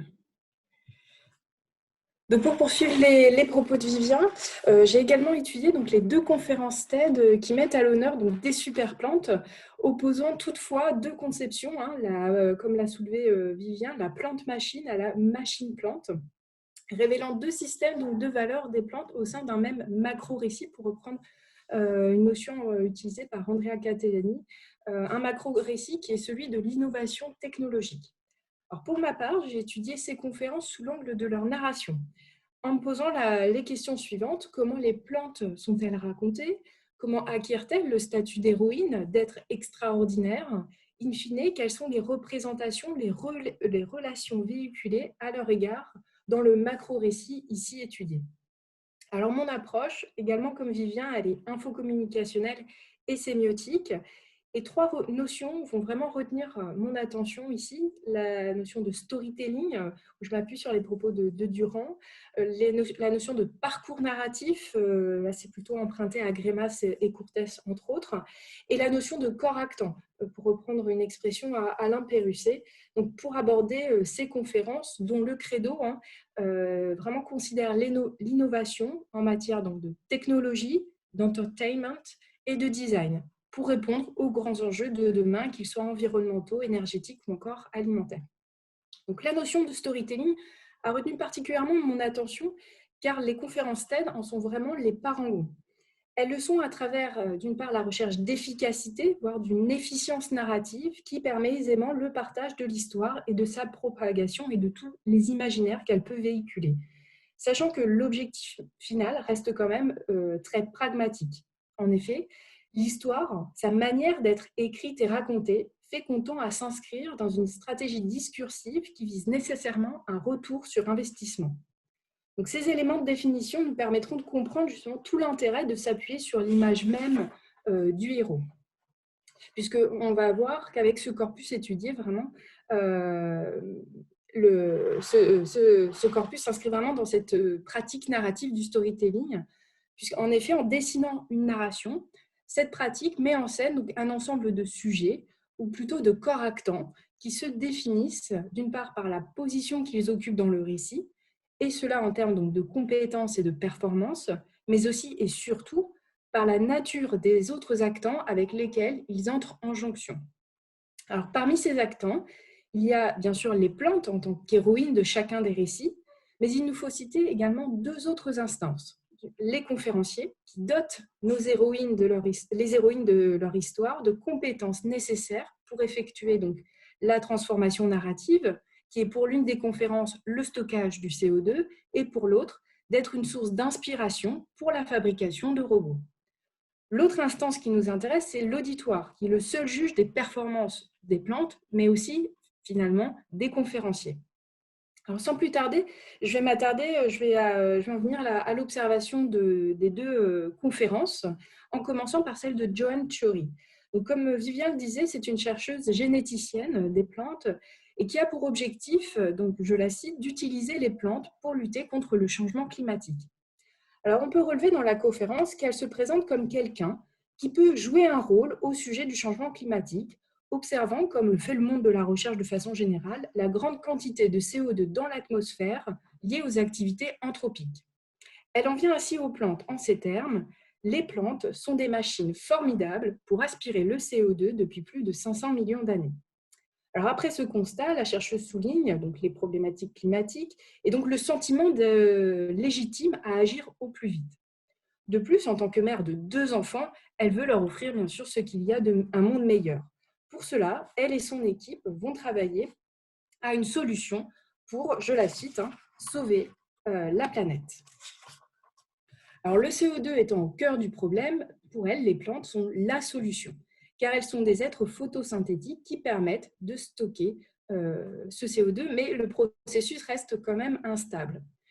Et comme le contexte actuel est marqué par une augmentation inexorable de ce gaz, cela oblige les humains, encore une fois, je la cite, à aider un peu les plantes. Ainsi, Chori et son équipe ont créé des plantes génétiquement modifiées. À terme, l'objectif est de transférer cette technologie aux plantes de culture. De plantes normales, elle veut créer des plantes idéales et relever ainsi les nombreux défis auxquels sera confrontée l'humanité en matière d'alimentation, entre autres. Donc, en tant que chercheuse, elle se positionne, rien que ça, en compétition avec la Terre pour la séquestration du carbone. En aidant un peu les plantes, je la cite, celles-ci décrocheront cette médaille d'or pour l'humanité. J'enchaîne tout de suite avec la conférence de Stefano Mancuso, qui est quant à lui neurobiologiste des plantes. Donc, après son introduction sur l'oubli et la non-considération des plantes de la part de Noé dans son arche, et de façon générale des humains, depuis l'Antiquité jusqu'à aujourd'hui, il affirme que les plantes sont des êtres bien plus sophistiqués que les animaux pour ressentir. Elles ont également des comportements complexes et merveilleux. Cela peut être décrit d'ailleurs comme de l'intelligence. Alors, pour argumenter ces propos, il mentionne notamment leur capacité à se mouvoir. À partir d'une vidéo accélérée d'une pousse de haricots, il va même jusqu'à parler d'anges qui dansent et qui jouent à des fins d'entraînement en préparation à sa vie d'adulte. Donc, Mancuso énumère d'autres capacités et sens extraordinaires des plantes, comme celle de communiquer entre elles, mais aussi avec d'autres espèces animales notamment. Alors, pour terminer son allocution, Mancuso aborde ses recherches d'un point de vue plus pragmatique, avec une visée prospective et technologique particulièrement. Il en vient à parler de robots plantoïdes à des fins d'exploration, constatant que pour explorer le sol ou un nouveau territoire, les plantes sont les meilleures. Donc, son laboratoire s'intéresse à cette problématique en élaborant des projets qui hybrident des robots et des plantes. Donc, Chori et Mancuso, on voit bien, se fondent sur le même principe narratif qui est celui du storytelling pour exposer leurs recherches respectives. Tous les ingrédients sont mentionnés, la recherche d'efficacité, le facteur émotionnel et la perspective surtout d'un retour sur investissement. Cependant, leur narration dépeint les plantes de façon bien différente et qui, à mon sens, montre des représentations opposées, voire incompatibles. Comme pour Chori, la plante est d'abord une machine au service des humains. Et c'est comme ça, c'est en les aidant un peu que les plantes acquièrent le statut de superplante. Pour Mancuso, c'est l'ensemble du règne végétal qui peut acquérir le statut de superplante. En effet, toutes les plantes, leur pouvoir-faire, leur savoir-faire, leur vouloir-faire en fait des êtres extraordinaires et qu'il ne faut surtout pas négliger. Il faut d'ailleurs s'en inspirer. Donc, c'est vraiment, il y a toutefois la mention pragmatique que je voulais souligner, qui nous amène à nous demander finalement est-ce que ce sont les plantes ou plutôt les chercheurs comme Chori et Mancuso qui sont les héros de leur histoire. En effet, ils nous montrent les capacités incroyables de ces plantes, mais dans ces narrations orientées innovation et prospective, l'humain reste très central car ils sont capables de tirer un parti donc, du pouvoir des plantes à leur propre fin. Même si d'un côté, on a l'éloge en effet des capacités humaines et de l'autre, l'éloge du biomimétisme avec Mancuso, on voit bien voilà, deux façons d'aborder les plantes. Et donc, je voudrais terminer avec une citation que je trouve très intéressante, qui est celle de Sébastien Moncor, qui est directeur français de l'Union internationale pour la conservation de la nature et qui, à l'occasion de la journée du climat qui a eu lieu cette semaine, le 8 décembre, écrivait donc « Les solutions fondées sur la nature représentent une alternative économique viable et durable, souvent moins coûteuse à long terme que des investissements technologiques ». Donc, on voit bien au sein du macro-récit de l'innovation, où jusque-là, la technologie semblait être la solution, bien que les visions sur la plante étaient différentes, on voit d'autres discours, même qu'on peut qualifier de contre-discours, qui sont présents et qui soutiennent d'autres représentants du vivant non humain. D'autres micro-récits vantent non plus la technologie, mais les solutions fondées sur la nature, et dans lequel Tchori pourrait occuper une certaine extrémité, le tout technologique, Mancuso se situerait entre les deux. Et juste voilà, pour terminer, ces propos en fait, nous ont amenés avec Vivien à nous interroger à travers ces récits, à nous questionner finalement sur nos manières de nous représenter et d'être en relation avec le vivant non humain en tant que corps actant d'une nature dans laquelle actuellement la société occidentale, nous n'en faisons pas partie. En effet, pour reprendre les propos de Philippe Descola, nous sommes dans le régime naturaliste et la nature est quelque chose dans lequel l'homme en est extérieur. Donc ces récits vraiment interrogent en filigrane notre posture à l'égard de ce vivant et nos relations à lui. On voit il y a tout un panel de relations qui se dessinent avec des objectifs plus ou moins en effet quand même communs, qui est celui quand même d'un environnement qui serait plus propice aux humains, mais comme aux non-humains. Et je vous remercie. Merci beaucoup Céline et puis Monsieur Lovera. On est que vraiment ce passage par les héroïnes végétales était vraiment très très pertinent et intéressant. Mais échangez dans le chat, posez-vous des questions, profitez-en, voilà. Donc on va passer la parole. Alors à la rue Vert, je n'ai pas les genres et les prénoms, donc désolé, François. Voilà, t'inquiète pas, Michel. Les pesticides. On va vous demander donc d'être voilà, François à la rue Vert, c'est une seule personne en fait. On va vous demander de vous imposer aussi un peu la même cadence parce que tout le monde nous rejoint là pour la plénière et nous devons ensuite enchaîner sur les tables rondes. Merci beaucoup à vous. Pas de souci, merci. Est-ce que c'est bon, l'écran est bien partagé? Oui, absolument, on le voit, oui. Parfait. Donc, je voulais commencer cette présentation autour, alors j'essaie de revenir sur le diaporama, sur l'abeille contre les pesticides, sur un travail un petit peu au long terme sur la question des pesticides et plus spécifiquement ici sur la réautorisation d'un pesticide. Donc, ce travail commence un peu par cette citation qu'on retrouve un peu partout dans les pamphlets sur l'idée du lien central entre l'abeille et l'environnement, avec l'idée que si l'abeille venait à disparaître, l'homme n'aurait plus que 4 années à vivre. Une citation qui est attribuée bien souvent à Albert Einstein, sauf que on n'a pas de trace de cette citation dans ses archives et elle ne commence à circuler qu'à partir des années 70. Mais dans tous les cas, elle me semble intéressante parce qu'elle montre bien qu'il y a une tendance à faire de l'abeille une forme de héros. Et là, on va jouer sur les deux termes, à la fois un héros de l'environnement, mais aussi un héros, un porte-parole de la biodiversité. Donc, ce qui m'a intéressé dans ce travail, c'était donc les différentes figures de l'abeille dans la controverse autour de la réautorisation des néonicotinoïdes. Je vais en reparler un petit peu plus spécifiquement, avec plusieurs figures que j'essaye d'observer dans ce travail. Donc, c'est une controverse qui est récente, mais qui en fait s'inscrit dans une controverse au long cours depuis 2018 sur les rapports avec les néonicotinoïdes. Donc le terrain ici, c'était un terrain concentré entre juillet et novembre 2020. Alors, il était initialement jusqu'en octobre, mais je l'ai rallongé avec le vote définitif du texte de loi.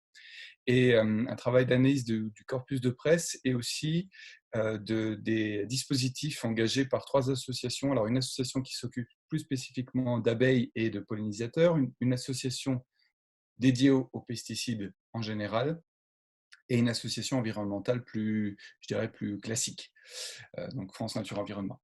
Donc, la controverse autour de la réautorisation des néonicotinoïdes, hein, elle fait suite à un problème que rencontre l'industrie betteravière actuellement. C'est-à-dire que depuis quelque temps, il y a une jaunisse qui frappe les betteraves et les betteraviers ont demandé à ce que les néonicotinoïdes, hein, des pesticides dérivés de la nicotine soient réautorisés alors qu'ils étaient interdits depuis 2018. Alors à côté de ça, il a été montré que ces pesticides sont extrêmement toxiques pour l'environnement, en particulier les abeilles et les pollinisateurs, mais aussi tout ce qui va être oiseaux, invertébrés, pollution des sols et des effets sur l'humain aussi. Donc, à côté de ça, l'abeille, hein, c'est un animal qui est central, hein, et il est central dans la philosophie occidentale depuis très longtemps. Je reprends un petit ouvrage là, de Tavoilo, L'abeille et le philosophe. C'est vraiment un ouvrage très sympathique avec tout l'ancrage de l'abeille dans l'histoire philosophique.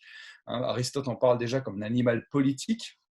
C'était le symbole de l'Empire français, donc il y a quand même un ancrage très fort dans l'imaginaire collectif autour de l'abeille, mais c'est aussi un animal qui joue un rôle de serviteur qu'on appelle écosystémique, c'est-à-dire qu'elle va apporter par sa pollinisation un service qui est estimé à plus de 14 milliards d'euros par an. Donc c'est quand même un animal majeur, mais qui connaît depuis 2000 une forte baisse. On a des cheptels, comme on dit, disparaissent. On appelle ça le colony collapse disorder. Et il y a 3 causes majeures, les parasites, les pesticides et la malnutrition. Mais dans les pesticides, c'est les néonicotinoïdes qui ont été considérés comme les plus actifs dans une partie des causes liées à la disparition des abeilles.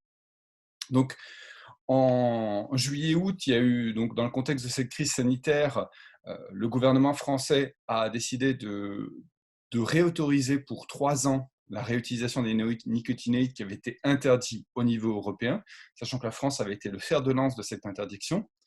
Et ça a conduit à je dirais, une convergence des luttes entre plusieurs associations. Alors ici, vous voyez, c'est plus d'une trentaine d'associations qui ont signé cet engagement à lutter contre les néonicotinoïdes, avec notamment des lettres aux parlementaires, des associations qui sont dédiées à l'environnement, mais pas simplement. On voit aussi des associations de défense des consommateurs, Foodwatch, UFC Que Choisir, des associations plutôt tournées vers l'environnement en général ou des spécificités par rapport comme l'eau, les oiseaux, ou des associations qui sont cette fois-ci directement dédiées à la lutte contre les pesticides ou la protection des abeilles.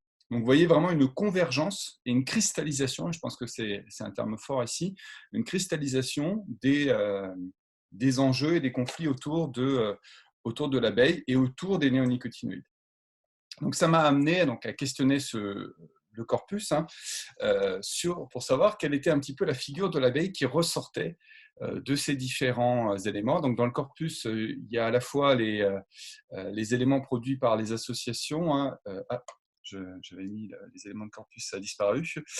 Désolé, il y a des textes de presse, plus de 700 textes de presse analysés, en partie en lecture flottante et pour certains en lecture plus attentive. Je les ai passés aussi dans le travers de logiciels Handcon pour remarquer tout ce qui est co-occurrence et cluster, et aussi les dispositifs donc, des 3 associations. Donc, l'abeille est-elle victime ou héros de la lutte contre les pesticides ici? L'abeille est-elle la victime des néonicotinoïdes? Alors, au premier lieu, ce qu'on remarque, c'est que c'est une figure centrale du corpus de presse. On a plus de 815 fois le mot abeille qui revient, et à chaque fois associé à des superlatifs liés à sa disparition. On parle d'hécatombe, de disparition, de mortalité massive, à chaque fois pour montrer l'impact des néonicotinoïdes. Et ces derniers, on leur attribue vraiment un épithète homérique. On parle de néonicotinoïdes, insecticides tueurs d'abeilles. Alors, des fois, on dit réputés, des fois, on dit 10 tueurs d'abeilles, mais les 3 quarts du temps, c'est sans précaution oratoire, c'est les tueurs d'abeilles. Donc, il y a vraiment l'idée que l'abeille, elle est la victime de ces néonicotinoïdes. Et dans les éléments utilisés aussi d'un point de vue visuel, on va avoir beaucoup de visuels qui présentent justement des abeilles mortes ou des colonies avec des tas d'abeilles devant l'entrée de la ruche pour montrer que justement elles sont décédées. Donc là, vous avez le communiqué de France Nature Environnement où on présente de nouveau cette image-là. Et au fur et à mesure qu'on va analyser le corpus, il va y avoir un changement entre d'un côté l'abeille victime, donc qui est présentée comme tuée par les néonicotinoïdes, comme une abeille qui va se rebeller. Et on voit ce changement à partir de septembre avec l'augmentation des communiqués et des travaux des associations. Notamment, ça culmine avec un happening qui est organisé le 23 septembre sur l'Esplanade des Invalides, où on va présenter 577 abeilles en colère. Alors 577, pourquoi? Parce que c'est le nombre de parlementaires, en fait. Et on a mis 577 portraits d'abeilles, vous voyez le point levé, donc avec nouveau une symbolique très forte, cette idée du point levé, de la lutte. Et l'abeille passe du statut de la victime, qui est assassinée, qui est tuée par les néonicotinoïdes, en un animal qui va se rebeller, ou du moins ses représentants, ses porte-paroles vont l'accompagner dans cette forme de rébellion. Donc on parle ici, l'abeille devient une forme de héros.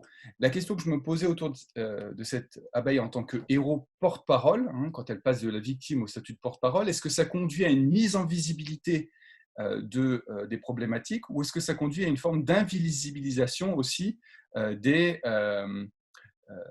des autres, si je puis dire, des autres espèces. Donc, ce qu'on se rend compte, c'est que lorsqu'on va analyser le corpus, on va parler d'insectes pollinisateurs, d'oiseaux et de biodiversité, beaucoup moins, tout de même que l'abeille, mais à chaque fois avec les mêmes superlatifs et la même idée d'atteinte majeure que porteraient les néonicotinoïdes à l'environnement et à la biodiversité. Sur les autres pollinisateurs, on parle d'effondrement, de déclin, ou des néonicotinoïdes qui les déciment. Sur les oiseaux qui reviennent, et on sait que sur les oiseaux, c'est un indicateur majeur de la biodiversité aussi, on parle d'effets dramatiques sur les populations qui seraient engendrés par les néonicotinoïdes. Pareil, sur la biodiversité, on va dire que cette autorisation, cette réautorisation, ce serait un crime contre la biodiversité, ce serait une atteinte, c'est une régression. Donc, il y a à chaque fois l'idée que l'abeille, on va entrer dans le corpus, et l'analyse des clusters le montre assez bien, c'est que lorsqu'on entre dans le corpus, lorsqu'on va parler du néonicotinoïde, on commence toujours par dire tueurs d'abeilles ou qui vont détruire les abeilles, mais les insectes et la biodiversité ou les oiseaux, etc. etc. Donc on retrouve bien cette idée qu'il y a une progression.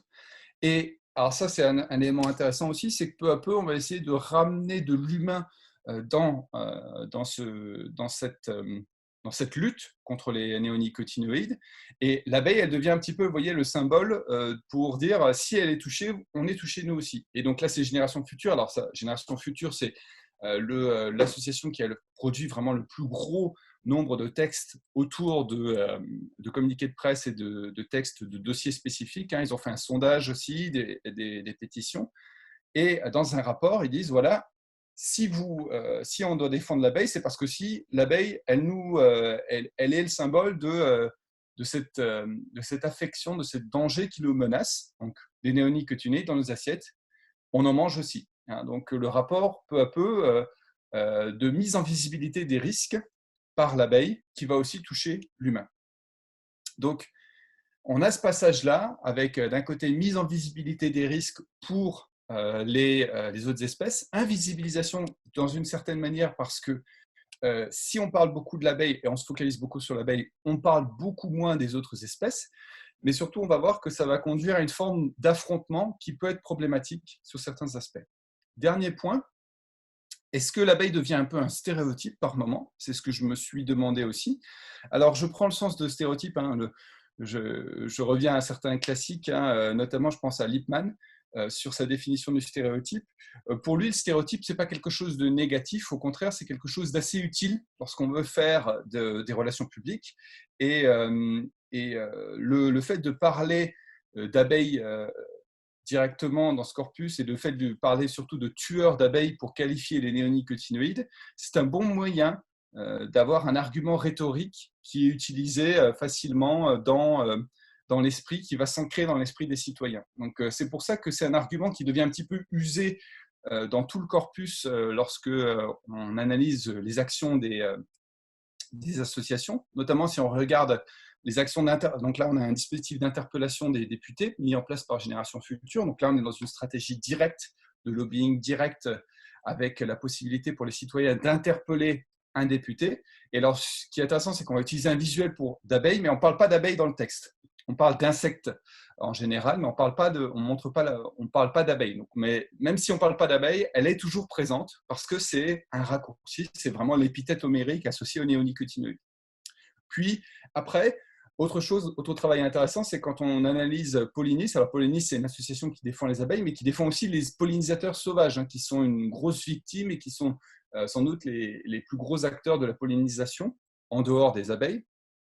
Et là aussi, lorsqu'on veut parler et défendre des pollinisateurs sauvages, on met des images d'abeilles. À nouveau, on parle de tueurs d'abeilles où on met des images d'abeilles qui retournent à la ruche. Même si on met quelques espèces un peu différentes, on reste tout de même sur des abeilles domestiques. Donc, à nouveau, l'idée que l'abeille, elle est facile, elle a ce stéréotype positif, et donc elle permet aussi de faire facilement un raccourci dans l'esprit. Et si on revient que dans ce que dit Lippmann sur les stéréotypes, c'est que les stéréotypes, ils servent de fondement souvent à nos conceptions et à nos valeurs. Donc, si on attaque l'abeille et tous les stéréotypes qu'on y associe, qui est industrieuse, qui travaille, qui est organisée, qui est sociale, donc des valeurs qui sont dans une civilisation judéo-chrétienne associées à des éléments positifs, on attaque ces valeurs-là. Donc il y a une forme de transposition des valeurs de l'abeille aux valeurs de nos sociétés. Et donc attaquer les abeilles, c'est attaquer certains des fondements de nos sociétés, un petit peu. Du moins, c'est ce qu'il en ressort à ce niveau-là, moins que la biodiversité. Donc, je vais un petit peu vite, je vais passer à la conclusion. J'avais d'autres éléments, mais on va réduire un petit peu ça. Donc, merci beaucoup, François, pour ça. J'espère que je ne suis pas trop rapide non moins. Donc, ce qu'on se rend compte, c'est que dans ce corpus, il y a peu à peu du passage de la victime un peu à ce stéréotype, il y a néanmoins une forme de pierre d'achoppement qui se créerait autour de l'abeille, de nœud, si je puis dire. C'est qu'on va opposer l'abeille à tous les autres intérêts qui sont présents. Entre les intérêts catégoriels, donc on va parler des récoltes de betteraves, et l'intérêt général, la biodiversité, donc c'est l'abeille qui est au centre. Entre les apiculteurs et les betteraviers. Donc ça fait renaître un peu un vieux conflit qui existe entre d'un côté les éleveurs et les cultivateurs. C'est un peu cette opposition classique entre plusieurs catégories du vivant. Et ce qui est très intéressant, c'est que le vivant, il est décrit dans ce cadre-là ou comme quelque chose d'utile, ou comme quelque chose de dangereux dont il faudrait se débarrasser. L'idée de pesticide est bien là, peste, les nuisibles. Donc d'un côté, on a les utiles, les auxiliaires. On parle d'insectes auxiliaires, les vers de terre, les abeilles, les pollinisateurs, les oiseaux aussi. Et de l'autre, les ravageurs, les pucerons, qui ne peuvent être vus que de manière négative. Et puis on oppose aussi les plantes aux animaux, en disant est-ce qu'il faut sacrifier les plantes, les betteraves, pour les animaux? Et certains vous parlaient de est-ce qu'il faut sacrifier les récoltes de betteraves pour les récoltes de miel? Donc on parle de nouveau, on fait revenir l'idée que l'abeille, c'est aussi un animal domestiqué. Donc la Charente libre avait bien traduit ça, l'abeille ou la betterave, il faut choisir. Et dans l'iconographie, c'est ce qui est assez intéressant aussi dans ce corpus, c'est quand on fait l'analyse des iconographies, donc j'ai commencé à analyser l'ensemble des images qui reviennent. Alors il y a toujours deux types d'images, ou des récoltes de betteraves touchées par les pucerons, ou pas touchées forcément, ou des photos d'abeilles et de ruches. Donc, bien souvent, on met les deux en opposition en montrant que le choix, il est là. Il faut choisir entre ou l'abeille ou la betterave. Donc ça, c'était un élément qui était extrêmement intéressant, c'est que de la victime ou du héros, l'abeille est devenue un petit peu la pierre d'achoppement, le pivot de cette controverse autour de la réautorisation ou pas des néonicotinoïdes. Et dernier point, alors ça c'est un élément que j'ai découvert en analysant le corpus et en analysant aussi les termes qui reviennent très souvent. En fait, il y a une figure humaine qui sort de ce corpus, c'est Barbara Pompili. Et Barbara Pompili, hein, c'est vraiment un petit peu, je dirais, le déclin d'une figure. Alors, on la voit apparaître au début du corpus, hein, quand elle est nommée « Je ne suis pas là pour faire la figuration ».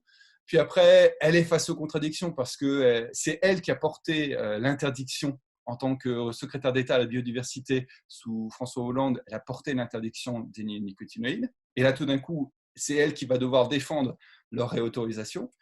Elle rétropédale où finalement, elle re-signe une pétition pour l'interdiction des pesticides.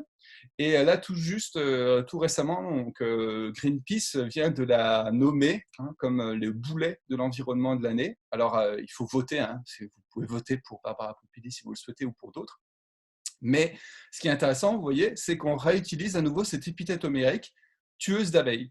C'est plus simplement les néonicotinoïdes, c'est Barbara Pompili qui est devenue tueuse d'abeilles. Et j'aimais bien l'idée, alors c'est dans un des textes, on parle de palinodie. Et cette palinodie, c'est cette figure de style où, à la fin du texte, on contredit tout ce qu'on a dit auparavant et on retourne, hein, c'est un peu un retournement, une trahison de tout ce qui a été dit. Et c'est intéressant de voir que la figure humaine qui est présente tout au long du corpus, on voit son évolution avec des espoirs portés au départ, en disant est-ce qu'elle va reporter un petit peu une voix un peu différente. Et finalement, très rapidement, on se rend compte que non, elle est contradictoire et au contraire, elle va plutôt être perçue comme quelqu'un qui s'oppose à la biodiversité alors que c'était son rôle de la défendre. Donc voilà un petit peu pour cette présentation. J'espère ne pas avoir été trop long et nous avoir permis de rattraper un petit peu du retard. Et puis je vous remercie pour votre attention. Je suis là pour répondre à vos questions si vous en avez.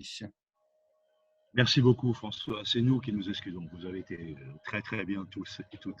On s'est mis d'accord. Alors, juste, il faut absolument basculer sur la table ronde. Avant ça, pour quand même, au regard des deux interventions, j'ai vu que Céline, excusez-moi, c'est pas Céline, c'est Catherine, il me semble, Gauthier, avait été très participante sur cette intervention-là. Donc Catherine, si vous voulez poser une toute petite question rapide et puis aussi une question pour les deux intervenants qui sont intervenus sur les plantes, la question des plantes. Je dis ça évidemment de manière très, très rapide. Alors du coup, je peux peut-être céder, hein, c'était juste une remarque comme c'est mon sujet de travail doctoral. En fait, moi, je peux peut-être laisser la place, il n'y a pas de souci. Hein, c'était juste une remarque sur le droit pour dire qu'en récit aussi, il y a eu tout un récit juridique autour de cette affaire. Voilà, c'était juste pour faire cette remarque. Et j'imagine que le collègue, moi, je suis assez impressionnée par cette étude. Voilà, je voulais le dire que j'ai écouté avec attention son intervention. Voilà, je ne vais peut-être pas prendre plus de temps. On échangera sur le forum si besoin. Merci. Peut-être donc cette question juridique, François? Oui, voilà. S'il a remarqué aussi dans les articles cette question ou si c'est passé à côté. C'est vrai que ça revient, il y a des enjeux qui reviennent très rapidement, il y a des actions qui ont été intentées par certaines ONG sur les aspects juridiques, et puis surtout, il y a ce qui ressort tout du long, c'est un peu le dévoiement et la contradiction de la France, hein, de la figure de la France. D'un côté, c'est la France qui a porté l'interdiction des néonicotinoïdes, qui a été avec l'ANSES, qui a été en fer de lance pour faire reconnaître. Hein. Il y a beaucoup de chercheurs français à l'ISCC ou au CNRS qui étaient des spécialistes de l'abeille, qui ont montré depuis des années les effets des néonicotinoïdes.